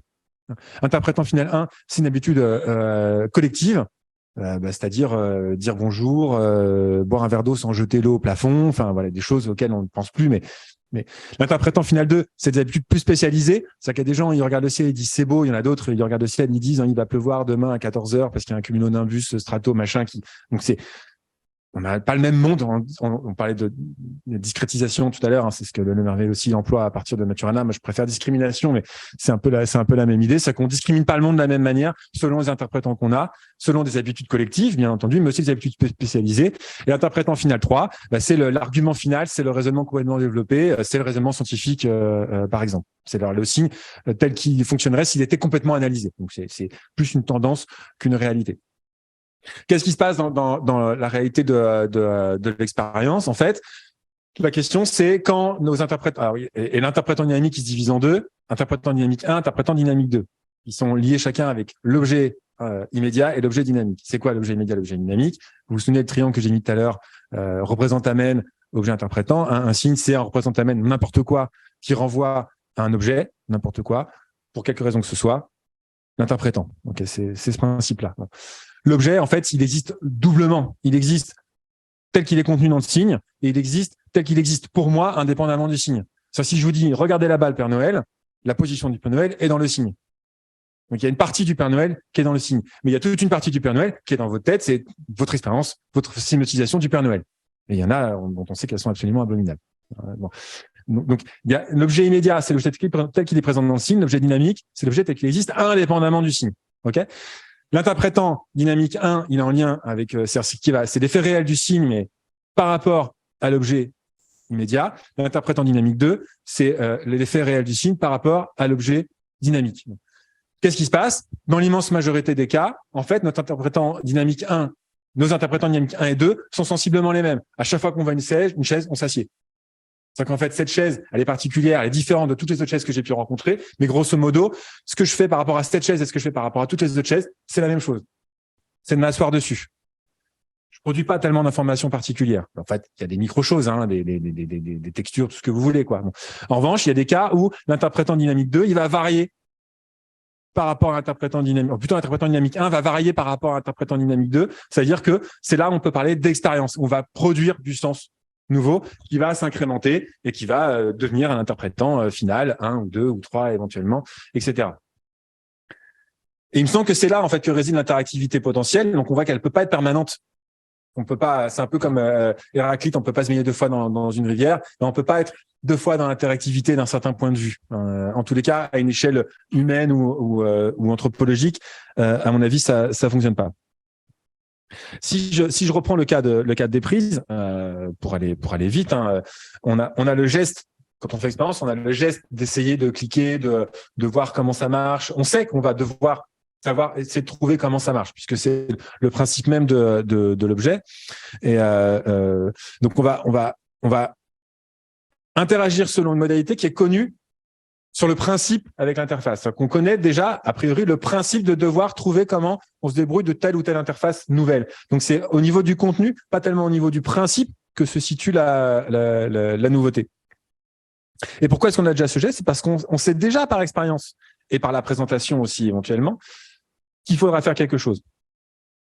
Alors, aujourd'hui, là, c'est une enquête sociologique qui peut nous le donner. On est, à mon avis, limite au niveau de l'interprétant final 1, sauf pour les gens qui sont vraiment victimes de rupture numérique ou informatique depuis très, très, très, très longtemps. C'est-à-dire qui sont encore au mulot et avec le doigt à la souris, quoi. Mais vous voyez, c'est quand même, il y en a, mais en fait, c'est sans doute plus la majorité. En revanche, dans l'attitude qu'on peut avoir, qui est peut-être vidéoludique d'ailleurs, et c'est que ça marche, par exemple afficher le portrait ou essayer de franchir les chapitres, on est peut-être encore à un niveau d'interprétant final 2, c'est une habitude relativement spécialisée. Si en faisant introspection, par exemple, un des trucs auquel ça m'a fait beaucoup penser, c'est les pick and news. Des jeux qui sont un peu passés de mode, mais donc pour moi le référent ultime reste Monkey Island 2, les vrais savent, mais c'est ces jeux où il y avait un décor, il fallait savoir, il fallait trouver, il y avait peu d'aide en fait, prendre tel objet qui allait servir des fois des heures de jeu plus loin, ce genre de choses. C'est-à-dire on essaye et puis on voit ce qui se passe. En revanche, il se peut, selon les individus, que selon les chapitres de Déprise, on rencontre des modalités jusqu'à présent inconnues. Et à ce moment-là, l'interprétant dynamique 1 varie par rapport à l'interprétant dynamique 2 et j'ai l'expérience de l'interactivité. Donc, autrement dit, c'est pas le principe de l'interaction, mais c'est le contenu de l'interaction qui fait sens et qui peut varier par rapport à une habitude et qui peut éventuellement provoquer l'expérience interactive. Et en ce sens, si je pousse radicalement les choses, on me donnerait un livre aujourd'hui sous forme de volumen, on en parlait tout à l'heure, c'est Cherche qui en parlait, ou même un manga qui est imprimé à la japonaise, à la normale, c'est-à-dire, j'allais dire de la fin vers le début, mais pour eux c'est du début vers la fin. Sémiotiquement, l'expérience est du même ordre. À mon avis, l'expérience est exactement du même ordre. C'est-à-dire l'expérience d'interactivité, la grande différence, c'est que on m'aura peut-être pas préparé à ça parce qu'on m'aura peut-être pas dit que c'est une expérience que je dois avoir dans ce cadre-là, par la question de la déclaration et de la présentation. Mais en termes de variation entre interprétant dynamique 1 et interprétant dynamique 2, c'est la même chose. En gros, je sais que c'est un truc qui a du sens et qui a du texte écrit, mais là, tout d'un coup, je sais pas comment je fais. Ou la première fois qu'on utilise une liseuse ou que sais-je quoi. C'est un peu la même idée. Ce qui change, dans ce cas-là, c'est la raison pour laquelle je suis là et je suis arrivé devant Déprise, c'est parce que je mobilise justement un interprétant final 2 particulier, artistique, on voit bien, sur la question de la littérature expérimentale, de l'art expérimental, des littératies numériques, ce genre de choses, ou bien sûr, là, dans le cadre de devoir faire une communication scientifique. Et là, c'est là où l'enquête manque, où je peux pas aller plus loin, c'est pour ça que ça reste au niveau d'hypothèse, c'est qu'il faudrait faire l'enquête de savoir comment les gens se retrouvent devant Déprise et pourquoi. Autrement dit, a priori, quand même, la plupart des gens arrivent pour faire l'expérience et ou l'argumentation de l'objet. Donc, les gens arrivent en ayant prévu de le prendre en main. Pour reprendre l'expression de être pris par la main, c'est le principe sémiotique, c'est qu'on va prendre en main l'objet. Et pour faire ça, pour être préparé à ça et pour arriver et le faire, en fait, il faut déjà avoir un vrai niveau de compétence, un vrai niveau d'assurance sociologique dans la vie pour le faire. D'ailleurs, c'est pas des objets qui sont nécessairement mobilisés par tous les publics. C'est pour ça qu'il y a l'école d'ailleurs pour emmener, j'ai presque fini, pour emmener les enfants au musée ou pour leur faire découvrir ce genre d'objets. Tous les enfants, il y a aussi les enfants qui sont pas nés avec des bibliothèques chez eux. Donc cette proactivité à laquelle je procède toujours quand je construis un récit. C'est ici le sujet de ma sémiose. Pour construire un récit, on est toujours obligé d'être proactif. On a des éléments qu'on absorbe au fur et à mesure de la lecture et on prévoit et on va vérifier dans la suite si nos prévisions sont justes. C'est un processus inconscient. C'est pour ça qu'on peut être surpris d'ailleurs par une narration. Si on ne prévoyait pas, on ne pourrait pas être surpris, hein, par définition. Donc, c'est une proactivité à laquelle on procède toujours quand on construit un récit, mais ici, c'est le sujet. C'est pour ça qu'on est là, c'est pour examiner notre proactivité. Donc, autrement dit, c'est pas le travail du récit qui importe pour les gens qui, en tout cas, dont j'ai pu voir les traces d'énonciation, mais c'est le travail du récit. Donc, c'est bien une lecture performative. Alors, sur la question du code informatique, je reviens sur ce dernier point, sur la question de la spécificité du numérique. Que le code informatique permette de nouvelles variations de contenu, à mon avis, ça ne remet pas fondamentalement en cause ce fonctionnement sémiotique, parce que la saillance perçue dont tu parles et le possible, moi je dirais un possible attendu, du coup, en tant que possible, ça dépend avant tout, enfin ils dépendent tous les deux avant tout de mes interprétants et non de l'objet. Et d'ailleurs, c'est une hypothèse à vérifier. Mais je parierais que le braconnage, de manière générale, et pas que sur des prises, le braconnage de l'interactivité, il est infiniment plus fréquent que l'émotion provoquée par le récit. En tous les cas, si je pensais des exemples ou des exemples similaires. C'est-à-dire qu'on va cliquer partout et n'importe comment. On va pas forcément le dire ou s'en vanter, hein. C'est par ailleurs, hein, mais on va cliquer partout n'importe comment. On va essayer d'aller à la fin avant tout. On va passer d'un chapitre. On va pas lire le chapitre dans l'ordre, ce genre de choses. C'est des choses qui sont bien connues des cultural studies depuis Hogarth et Hall. Encore une fois, même si on va pas s'en vanter. Et d'ailleurs, d'où un élément de preuve, je m'arrêtais là-dessus, un élément de preuve, c'est justement ce reproche qui est ultra fréquent sur Enterrement à mon amour, c'est le principe du reboot au début et qui n'est pas des sauvegardes intermédiaires. Qu'on voit bien que les gens, en fait, ils veulent braconner, ils veulent finir. Leur but, c'est pas d'avoir une expérience interactive vidéoludique, c'est de finir le jeu. Et du coup, ils sont saoulés quand ça leur prend trop de temps de devoir finir le jeu, alors qu'en plus, s'ils étaient vraiment dans la recherche de l'expérience de l'immersion vidéoludique, ils vont dire c'est génial. C'est un vrai jeu. Justement, ils sont d'accord pour dire c'est comme la vraie vie, documentaristes, et en même temps là-dessus, alors que c'est vraiment la vraie vie. Et encore, ils sont sympas dans le jeu. Ils n'ont pas dit tu meurs, tu joues plus jamais au jeu. Ce qui serait vraiment la vraie vie. Ils disent tu meurs, au moins tu recommences au début. Pour avoir un tout petit peu mal comme les migrants. Et en fait, les gens sont saoulés. Donc on voit bien qu'ils sont pas du tout dans le contrat de l'expérience vidéoludique. Ils sont, en tout cas, pas dans celle de faire l'expérience de l'interactivité. Ce qu'ils veulent, c'est finir le level, et un terme qu'on employait la dernière fois. Et je m'arrête là. Merci.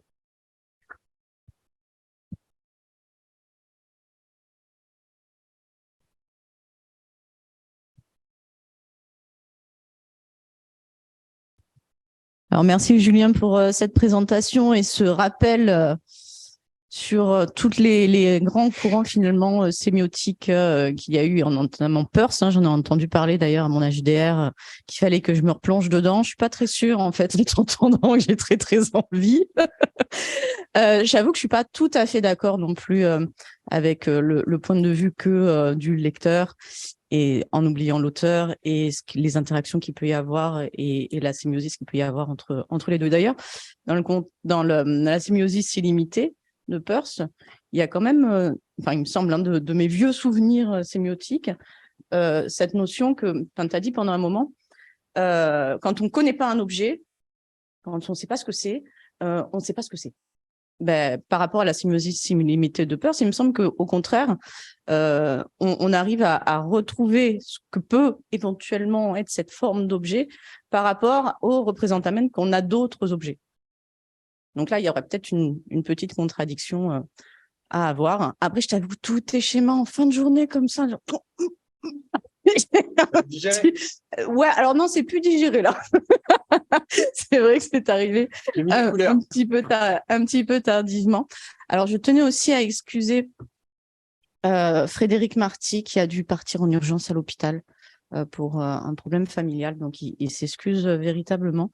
Voilà. Est-ce que parmi le public, tu veux réagir? Ah bah oui, réagis. On a 3-4 minutes ou pas? Ouais. D'abord, je voudrais te remercier. J'ai trouvé ça passionnant. Ça m'a donné envie notamment de retourner chez Roger Audin. Je vais faire d'ailleurs de ce pas. Mais j'ai quand même quelques questions, réticences. Je comprends bien, je comprends avec ta posture que tu dises il n'y a pas de texte, mais du coup, ça coupe totalement la réception de l'origine même du texte. Qu'effectivement, qu'on ne veuille plus de la figure de l'auteur, ça je suis tout à fait d'accord, mais la démarche, par exemple, le fait que dans un cas, tu as Arte et un studio de jeux vidéo, et donc la démarche, l'objectif, c'est de créer un produit qui va être commercialisé. Ça, tu ne fais pas trop dit, à un moment, tu as peut-être gagné les 3 euros. Et dans l'autre cas, tu as une démarche de recherche-création avec la volonté de mettre à l'épreuve des hypothèses ou des concepts, notamment cette tension entre narrativité et interactivité. Du coup, ça, tu peux pas vraiment le prendre en compte, quoi. Donc ça, il y a la question de la date aussi. Parce que 2010, 2017, 2010, quand tu fais des prises maintenant, il y a, en termes de convention d'interaction, d'interactivité, il y a des choses qui paraissent très simples, qu'il était beaucoup moins il y a 12, 13 ans. Et donc, cette historicité-là, comment tu le... Enfin, voilà, il y a la question de l'origine, si tu veux, l'origine du texte. J'ai l'impression que tu te coupes de l'origine du texte. Et du coup, même en termes, tu vois, après d'interprétant, du coup, ça te donne des points aveugles. Bon, c'est comme ça, je suis pas non plus sûr de moi. Et puis, après, il y a toute la question des contraintes imposées par l'objet. On retrouve les tendances techniques, la tendance technique et les tendances techniques dont tu as parlé, Bruno, ce matin, tendance interne, tendance externe. Donc là, tu réfutes totalement la question, effectivement, des contraintes imposées par l'objet, des tendances techniques de l'objet lui-même. Et quand tu reprends, par exemple, cette citation-là, tu dis rupture de principe entre la séance perçue et le possible offert.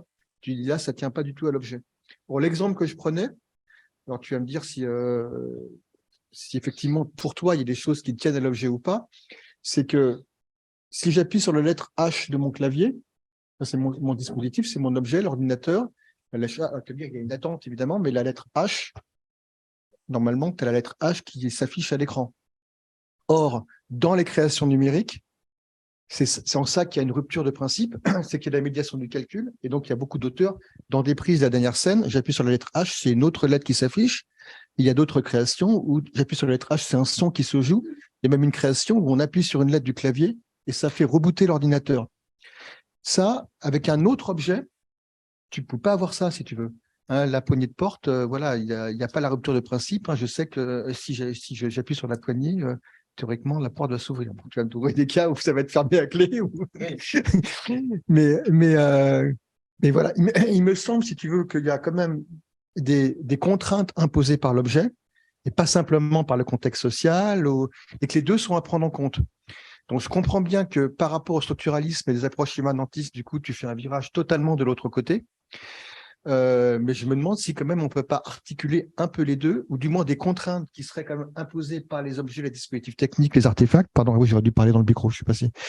Et puis également toutes les contraintes qui sont plus imposées qui viennent du contexte social, du social et de l'ensemble des interprétants, qu'ils soient personnels ou plus collectifs, quoi. Voilà, c'est ça un petit peu mes réactions. En tout cas, oui, ça m'a quand même passionné. Et en même temps, je dis ça, mais je réfléchis en même temps, quoi. Je le dis sans assertion aucune, quoi. Oui, bah donc oui, je suis pas d'accord. Dans les yeux, je la conteste. Alors sur la question de l'intention, bon, moi l'intention, la démarche, elle ne m'intéresse que dans le sens où elle est connue, méconnue, comprise, pas comprise, je m'en fiche, par les sujets qui vont produire du sens au contact de l'objet. Je veux dire, tu prends un enfant de 3 ans, tu le mets devant des prises, avant de lui expliquer le concept de littérature numérique, bah, tu n'y arriveras pas, tu vois ce que je veux dire. Et c'est quand même un être humain. Et il y a énormément de gens qui vont pas du tout être ses compétences, ses intérêts pour ce genre de choses. Et il y a énormément de gens qui savent pas que Orson Welles, s'il a fait Citizen Kane avec les débris de la production de l'adaptation du roman de Conrad. Il voulait faire Voyage au bout de la nuit, il s'est planté sur sa production et du coup il a fait Citizen Kane. Citizen Kane, qui est panthéon du cinéma, c'est un rattrapage par le bout des doigts d'un naufrage productif. Bon, donc en fait, une fois que tu le sais, tu vois le film différemment peut-être, mais tu peux très bien avoir un contact avec cet objet-là sans savoir ça. Et les gens qui ont un contact et qui produisent du sens au contact de ces objets-là sont autant en train de faire de la sémiose, en train de produire du sens, que ceux qui sont compétents ou qui sont au courant d'eux. Et donc, du coup, c'est pour ça que j'ai pas besoin de l'intention pour comprendre comment les gens fonctionnent, comment les objets fonctionnent socialement. Alors, bien entendu, un objet comme des prises, une œuvre d'art ou ce genre de choses, en fait, il fonctionne dans des axes communicationnels très restreints la plupart du temps. Et donc, du coup, les deux pôles de la communication, c'est les mêmes gens, ils partagent les mêmes déterminations. Ne serait-ce que déjà les langagières, savoir servir un ordinateur, enfin, c'est quand même déjà il y a une petite couche. Tu parlais de la touche H tout à l'heure pour revenir à la question du truc, mais il y a des gens pour qui c'est un N. Tu vois, et quand tu dis normalement, c'est pas l'objet qui est normal, c'est mon utilisation. Et justement, on est dans des sociétés qui font en sorte que l'immense majorité de nos rapports aux choses ait l'air d'émaner des choses, soit naturelles d'un certain point de vue, presque. Qu'on oublie que c'est du construit. On oublie qu'on a appris à marcher. Des gens qui ont eu une jambe dans le plâtre savent que, en fait, c'est pas si évident que ça de marcher. Et si vous réfléchissez vraiment à comment vous marchez, si vous faites de la danse, si vous faites des arts martiaux, en fait, vous allez vous casser la figure au début, vous n'allez pas arriver à marcher. Et c'est justement parce qu'on a oublié que c'était un apprentissage, on pourrait tout à fait marcher à quatre pattes, qu'on marche. Et les objets symbolisés, l'immense majorité du temps, ils fonctionnent comme ça. Ils fonctionnent parce qu'on est dans une société qui nous fait oublier que ce sont des constructions sociales, qui nous fait ne pas voir qu'on est, enfin, je veux dire, comme on prend le cas des étudiantes. Alors, je ne sais pas si elles étaient racisées, par exemple, les étudiantes de Lyon, mais j'imagine qu'ici, il y a sans doute plus de femmes que d'hommes qui se sont rendus compte qu'il n'y avait que 5 hommes blancs qui avaient parlé aujourd'hui. Voilà. Oui, mais justement, tu n'es pas un homme blanc.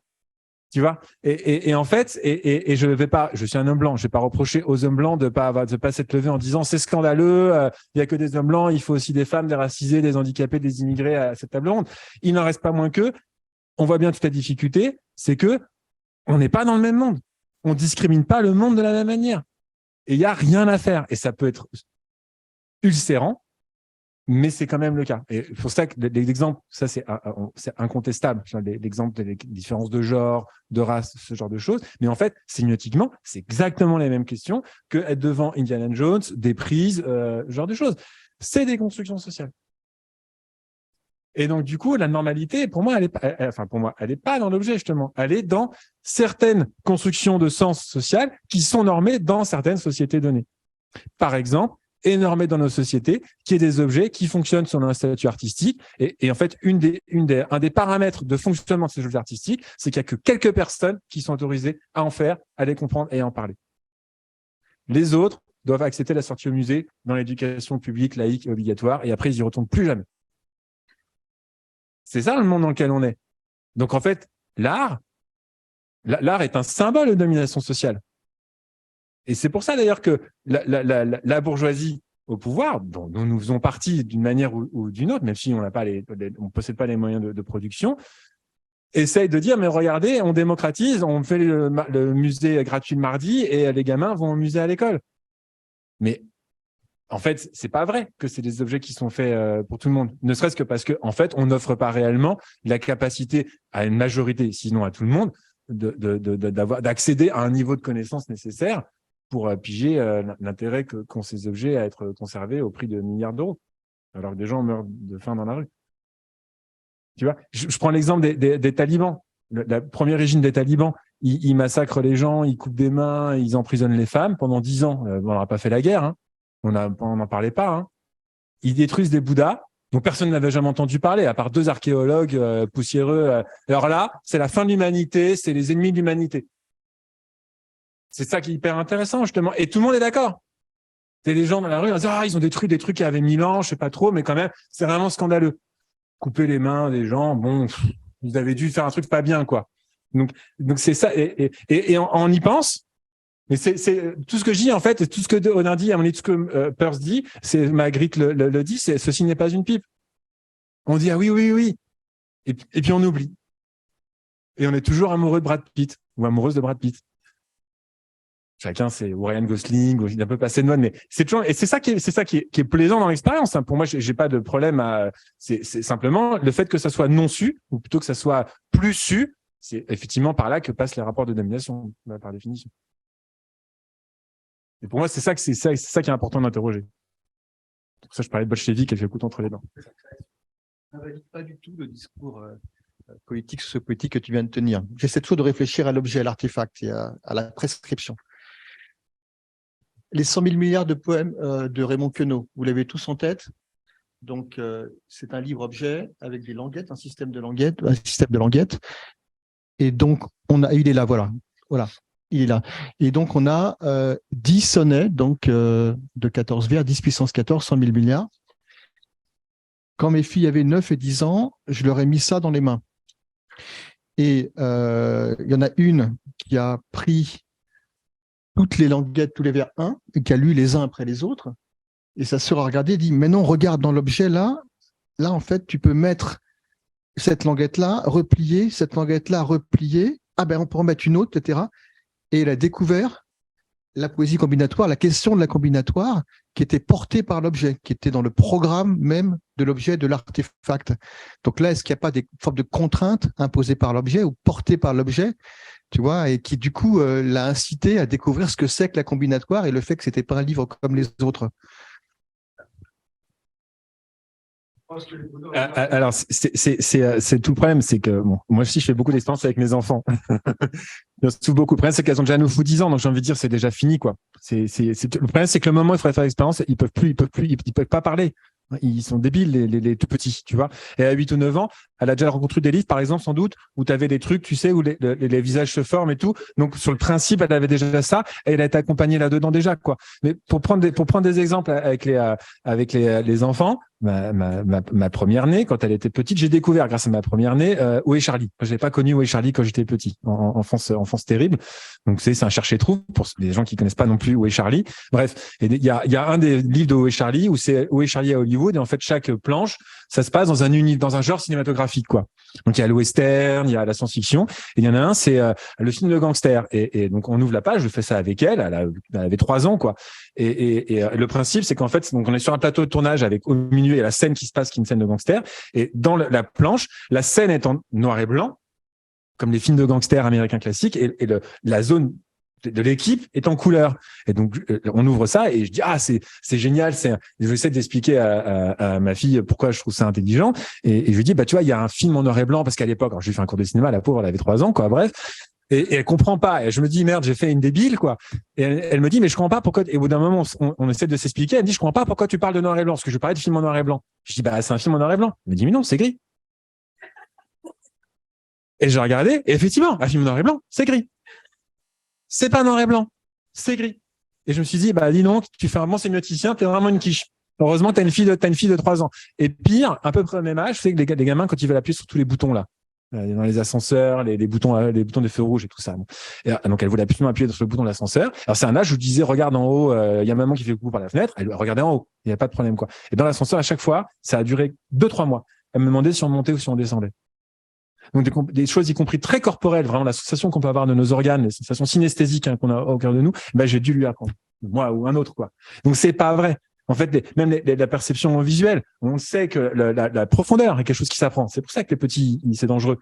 Pas parce qu'ils n'ont pas peur du danger, c'est parce qu'il va pas à la profondeur. Et en fait, c'est pendant plusieurs années, des fois jusqu'à 6 ou 7 ans, selon des développements vraiment physiques de l'œil, mais aussi surtout cognitifs, qu'on a la sentiment de la profondeur. Ce qui permet d'expliquer pourquoi les bébés pleurent. Les bébés, ils n'ont pas du tout la profondeur. Et donc, du coup, quand on se penche au-dessus de leur berceau, on leur tombe dessus. Et c'est horrible.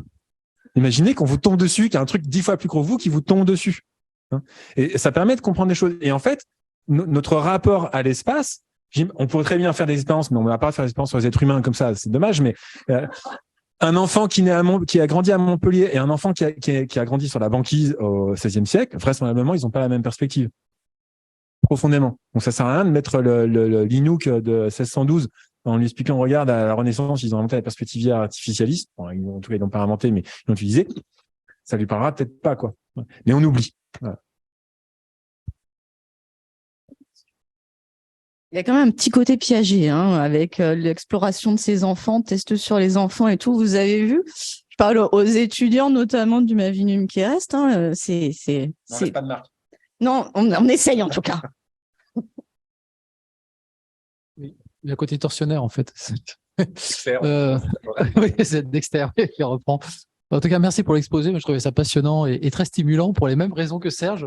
Et en fait, bon, tu adoptes un point de vue radical de Peirce, mais je trouve que des fois, tu n'es pas assez radical parce que non, mais Peirce, ce qui est sympa dans Peirce, c'est que c'est un système. C'est un système qui est complet, qui se tient tout seul. Il n'a pas besoin de s'appuyer sur d'autres théories, en fait. Or, d'une certaine manière, tu présentes le Peirce comme si il n'y avait pas d'objet alors qu'il y en a un, et comme s'il n'y a pas de matière alors qu'il y en a une chez Peirce. Et donc, c'est assez surprenant parce qu'on a l'impression que tout est dans la construction de la sémiose, mais sans jamais qu'il y ait de résistance du réel, en fait, quelque part. Donc, le point sur lequel j'aimerais t'amener, c'est un peu la dernière discussion qu'on a eue, c'est qu'effectivement, il y a quand même des systèmes de contraintes, mais pour le dire autrement, il y a un auteur que j'aime bien, la Secondary, qui dit « La perception, c'est des hallucinations contrôlées ». C'est-à-dire qu'en gros, il se passe un peu n'importe quoi, mais à un moment donné, il y a des ajustements. Et ces ajustements ne sont pas uniquement soit avec soi, ils sont aussi avec d'autres et avec un environnement qui n'est pas fait que de sujets. Il y a aussi, si je me prends la porte, c'est pas un sujet, mais je vais apprendre que ça fait mal, quoi. Voilà. Donc il y a cet élément de résistance qui fait que cette sémiose, elle est contrôlée à un moment donné.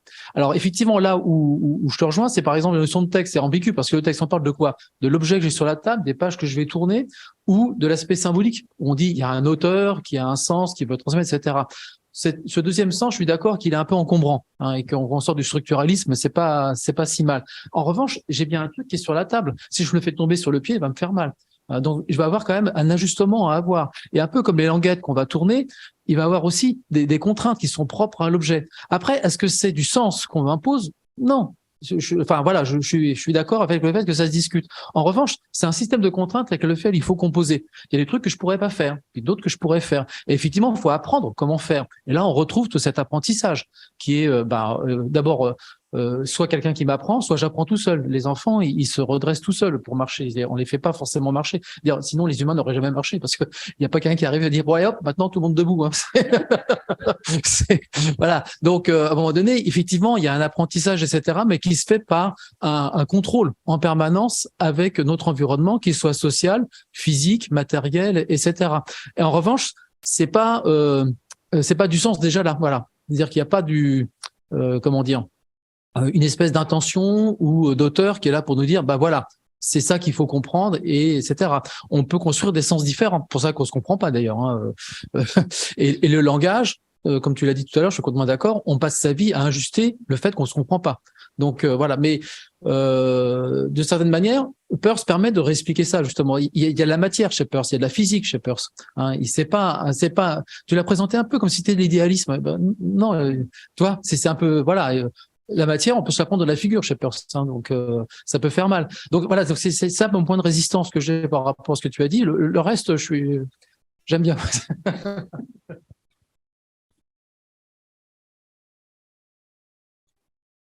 Oui, sur la matière, quand il explique son réalisme, c'est qu'il n'a pas besoin de poser la question de l'existence de la matière. Il dit, la matière existe très bien. Si vous voulez, c'est-à-dire que les choses existent indépendamment de ce que je peux en penser, très bien. En gros, c'est sa formule. Mais il dit, le seul truc, c'est que je ne peux en penser que ce que je peux en penser. Donc, et ce que je peux en penser, c'est pas nécessairement la matière qui détermine. Peut-être que c'est la matière qui détermine, mais je ne peux rien en savoir. Il y a une chose dont je peux savoir quelque chose, c'est qu'il y a des cadres. Alors, il dit pas ça comme ça, mais il dit des cadres sociaux. Et là, c'est là où je suis pas d'accord. C'est que justement, oui, la sémiotique de Peirce, on peut considérer que c'est un système clos, quoi qu'en fait, c'est pas fini. Donc, c'est ça, je disais les fous furieux. Bon, mais en revanche, tu lis Peirce, tu te dis, mais quel dommage qu'il soit pas mis à bosser avec Bourdieu, quoi. Parce qu'il a besoin de la socio. Peirce, si tu veux faire marcher Peirce, tu es obligé d'avoir la sociologie avec toi. Et en fait, d'autres choses, de la psychosocio, de la psychanalyse. C'est Michel Ballard qui fait fonctionner psychanalyse et Peirce, et ça marche hyper bien. C'est complètement logique. Hein. Et c'est des gens qui sont contemporains, Freud, Peirce et tout ça, qui n'ont pas travaillé ensemble. Donc, s'il a besoin de la sociologie, parce que quand il dit, surtout dans ses derniers écrits, dans toute la fin, il fait vraiment pratiquement plus que de la sémiotique, quand il insiste sur le fait que c'est forcément collectif. On parlait d'ailleurs tout à l'heure de l'horizon comme la mort. Et chez Peirce, ça marcherait pas, ça, parce que la sémiose, elle est infinie, mais elle est infinie aussi en sens où elle est collective. C'est-à-dire que mes sémioses là d'aujourd'hui, de maintenant, elles ont commencé avant ma naissance.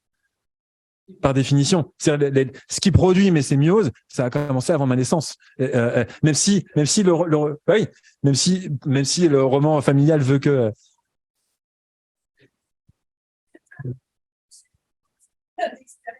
oui, c'est le sens. Comme c'est toujours le sens n'a d'existence que collective, ne serait-ce que parce que si on était tout seul. Si l'être humain était seul, on serait pas là pour en parler. Donc, par définition, le sens, c'est forcément une existence collective. Et donc, c'est en ce sens-là qu'il est infini, au sens où le collectif est infini. Donc, il est infini dans le temps de la vie du sujet, mais il est infini avant et après la vie du sujet, parce qu'il vient d'autre chose que le sujet lui-même et des objets qu'il peut rencontrer. Et il continue indépendamment de la fin de l'existence du sujet. J'ai l'impression j'arrive à reformuler, dans la sémiopragmatique ou le sémiopragmaticisme, c'est que le réel n'existe pas. Il n'existe qu'à travers le social. Non, j'ai pas dit qu'il n'existait pas, j'ai Oui, mais dit que je ne peux rien en savoir. Autre que ce que je peux en savoir. Et ce que je peux en savoir est déterminé par mon existence sociale, pas par l'existence de la matière. Pour moi, c'est une forme d'impensé des objets techniques, quoi. L'objet technique, il est purement social. Il n'est pas autre chose que. Qu'il soit aussi social, oui, mais il est aussi technique, quoi. Donc, mais la technique, c'est du social, c'est pas autre chose. C'est pas de la nature. C'est pas de la physique, la technique, c'est du social. Ouais, Ah non. On fait l'expérience de physique, on sait qu'on peut pas différencier le physique de la même phénomène. Néanmoins, on ne peut pas lui dire n'importe quoi pour chaque théorie. Donc, il y a ce côté résistant du réel à prendre en compte, même si la construction conférentielle peut être variable. C'est pour ça que c'est un arbitrage, c'est ce que je veux. Oui, mais la construction, elle a quand même des contraintes. C'est qu'est-ce que le réel? C'est ce que Peirce dit. Il dit nous sommes tellement loin de la vérité que nous ne sommes même pas sûrs de comprendre ce que cela veut dire. Donc, on ne peut pas utiliser le réel comme aune, puisqu'on ne peut pas en savoir autre chose que ce que nos systèmes conceptuels nous permettent d'en penser. Non, je lui fais rien dire du tout au réel. C'est pas pour ça que n'importe quelle construction est vraiment minime. S'il y a des contraintes, il faut s'ajuster. Ah non, mais il y a des systèmes de légitimation sociale. Si on va par là, bien sûr. Et c'est en ce sens-là qu'elles sont pas toutes équivalentes. Il y en a qui sont dans des asiles. Pardon? C'est un consensus social. La démonstration scientifique, ça n'a d'existence que en tant que consensus social. C'est dire quelqu'un qui dit si je fais ça et ça, il va se passer ça avec un taux d'erreur socialement acceptable. Pourquoi est-ce qu'on continue à emmener nos enfants à l'hôpital? Alors qu'on sait que c'est à l'hôpital qu'on meurt, hein, quand même, la plupart du temps. Hein. Et du bon sens. Mon enfant est malade, j'emmène pas à l'endroit où tout le monde meurt. Pourquoi? Je sais qu'ils peuvent se planter, les médecins. Je sais qu'un ordinateur, ça peut planter. Mais c'est socialement acceptable, c'est tout. Il y a des fois, c'est pas socialement acceptable. Ah ben non. Je suis désolé. C'est le fond. On parlait de Newton tout à l'heure. Oui, pourquoi est-ce qu'on va à l'hôpital? Parce qu'on nous a dit qu'il fallait y aller. Et qui est médecin ici? Moi, j'ai aucune connaissance médicale. Peut-être un peu plus qu'à quelqu'un qui est analphabète. Mais ou que j'emmène ma voiture chez le garagiste. J'ai aucune idée de pourquoi, comment qu'est-ce. Alors, je peux regarder des avis sur Internet, mais je n'y connais rien du tout. Pourquoi je fais ça? Parce que j'ai une confiance qui n'est même pas active, parce que j'ai pas une confiance en connaissance de cause. Je n'ai pas les capacités de faire confiance. Je fais confiance d'abord parce que j'ai pas le choix, parce que j'ai pas le temps et tout. C'est des systèmes sociaux, c'est des systèmes de construction sociale, et c'est pas autre chose. Ça n'a rien à voir avec la réalité de la savoir-faire du garagiste. D'ailleurs, des ordinateurs plantent, des fusées explosent et il y a des gens qui meurent à l'hôpital sur l'état d'opération. Oui, mais pourquoi? Parce que on va me traiter de débile, on va me traiter de conspirationniste et que socialement ça va pas fonctionner.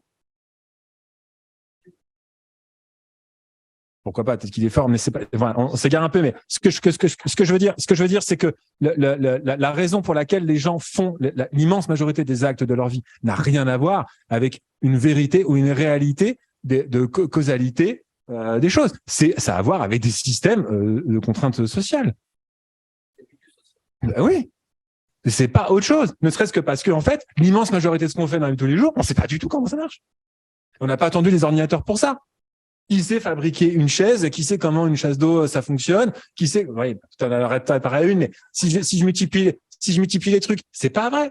C'est pas vrai. On ne sait pas. On est dans un monde dont, et pourtant on est ici entre érudits, qui ont fait des études et tout ça, mais on est dans un monde dont l'immense majorité des trucs dont on use, on n'a aucune idée de comment ça fonctionne, d'où ça vient, quoi qu'est-ce. Et d'ailleurs, c'est pour ça que Newton, c'est génial, parce qu'il a, c'est l'interprétation que j'en fais. Si je fais le roman, c'est qu'à un moment, il dit, il y a des trucs, quand je fais les calculs, parce que c'est quand même de tout ça, c'est l'observation, il note, hein. Il veut un truc, un théorème qui mette tout ça en place. Il dit, bon, on va dire que, il y a une force invisible qui relie tous les êtres de l'univers. C'est la définition de la force dans Star Wars, quand même. C'est un anachronisme.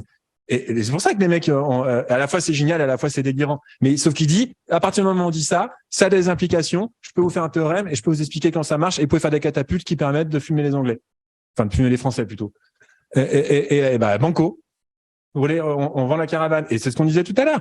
Newton, ça, à partir du 19e, où il commence à travailler sur ce qu'ils appelaient l'éther à l'époque, ça ne marche pas avec la lumière, ça ne marche pas. Il y a Einstein qui arrive, mais ça a duré 20 ans, la réunion de la physique. Aujourd'hui, les physiciens, la théorie ondulatoire, la théorie corpusculaire, la théorie même du rayon avec chez Descartes, c'est des choses qui sont incompatibles. C'est-à-dire que les physiciens, les fous furieux les plus forts sur la nature, ils nous disent, je ne sais pas ce qu'est le réel. Les mecs, ils nous disent, c'est une onde ou c'est un grain de matière selon ce qu'ils veulent faire. Et alors qu'en même temps, ils disent, les deux systèmes physiques sont d'accord pour dire qu'un grain et une onde, c'est pas pareil. Hein. C'est pas compatible.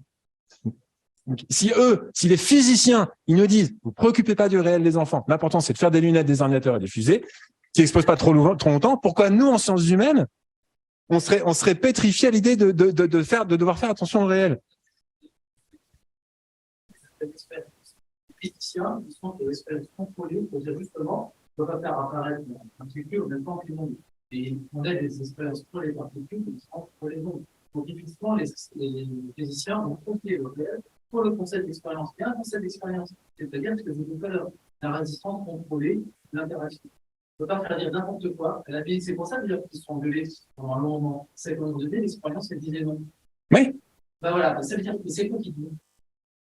Tu veux dire en sciences humaines, du coup? En physique, il y a quelque chose qui dit non. Alors, quelque chose, on s'en fout, évidemment. On dit, c'est pas lui donner une définition.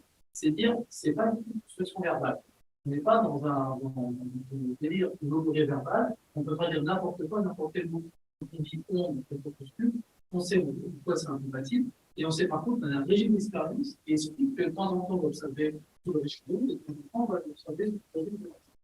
Et pour avoir dire ça, et en fait des théories dessus, il a fallu se mettre en confrontation.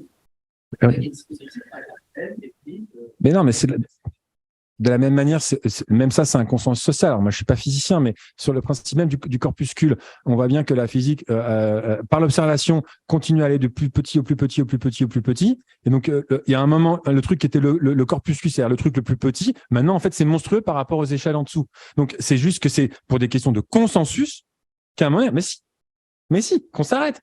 Tous les 5 ans, avec le cyclotron, on trouve un truc encore plus petit. Ou même un truc, les neutrinos qui n'ont même pas qui pas de matière, c'est qui nous traversent. Oui, mais tout ça, c'est conceptuel. Bah, si.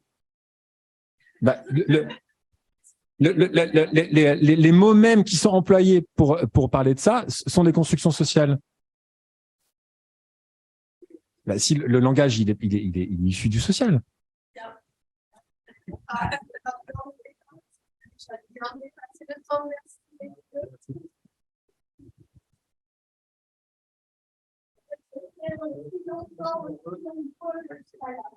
C'est dans les cibles. Hein.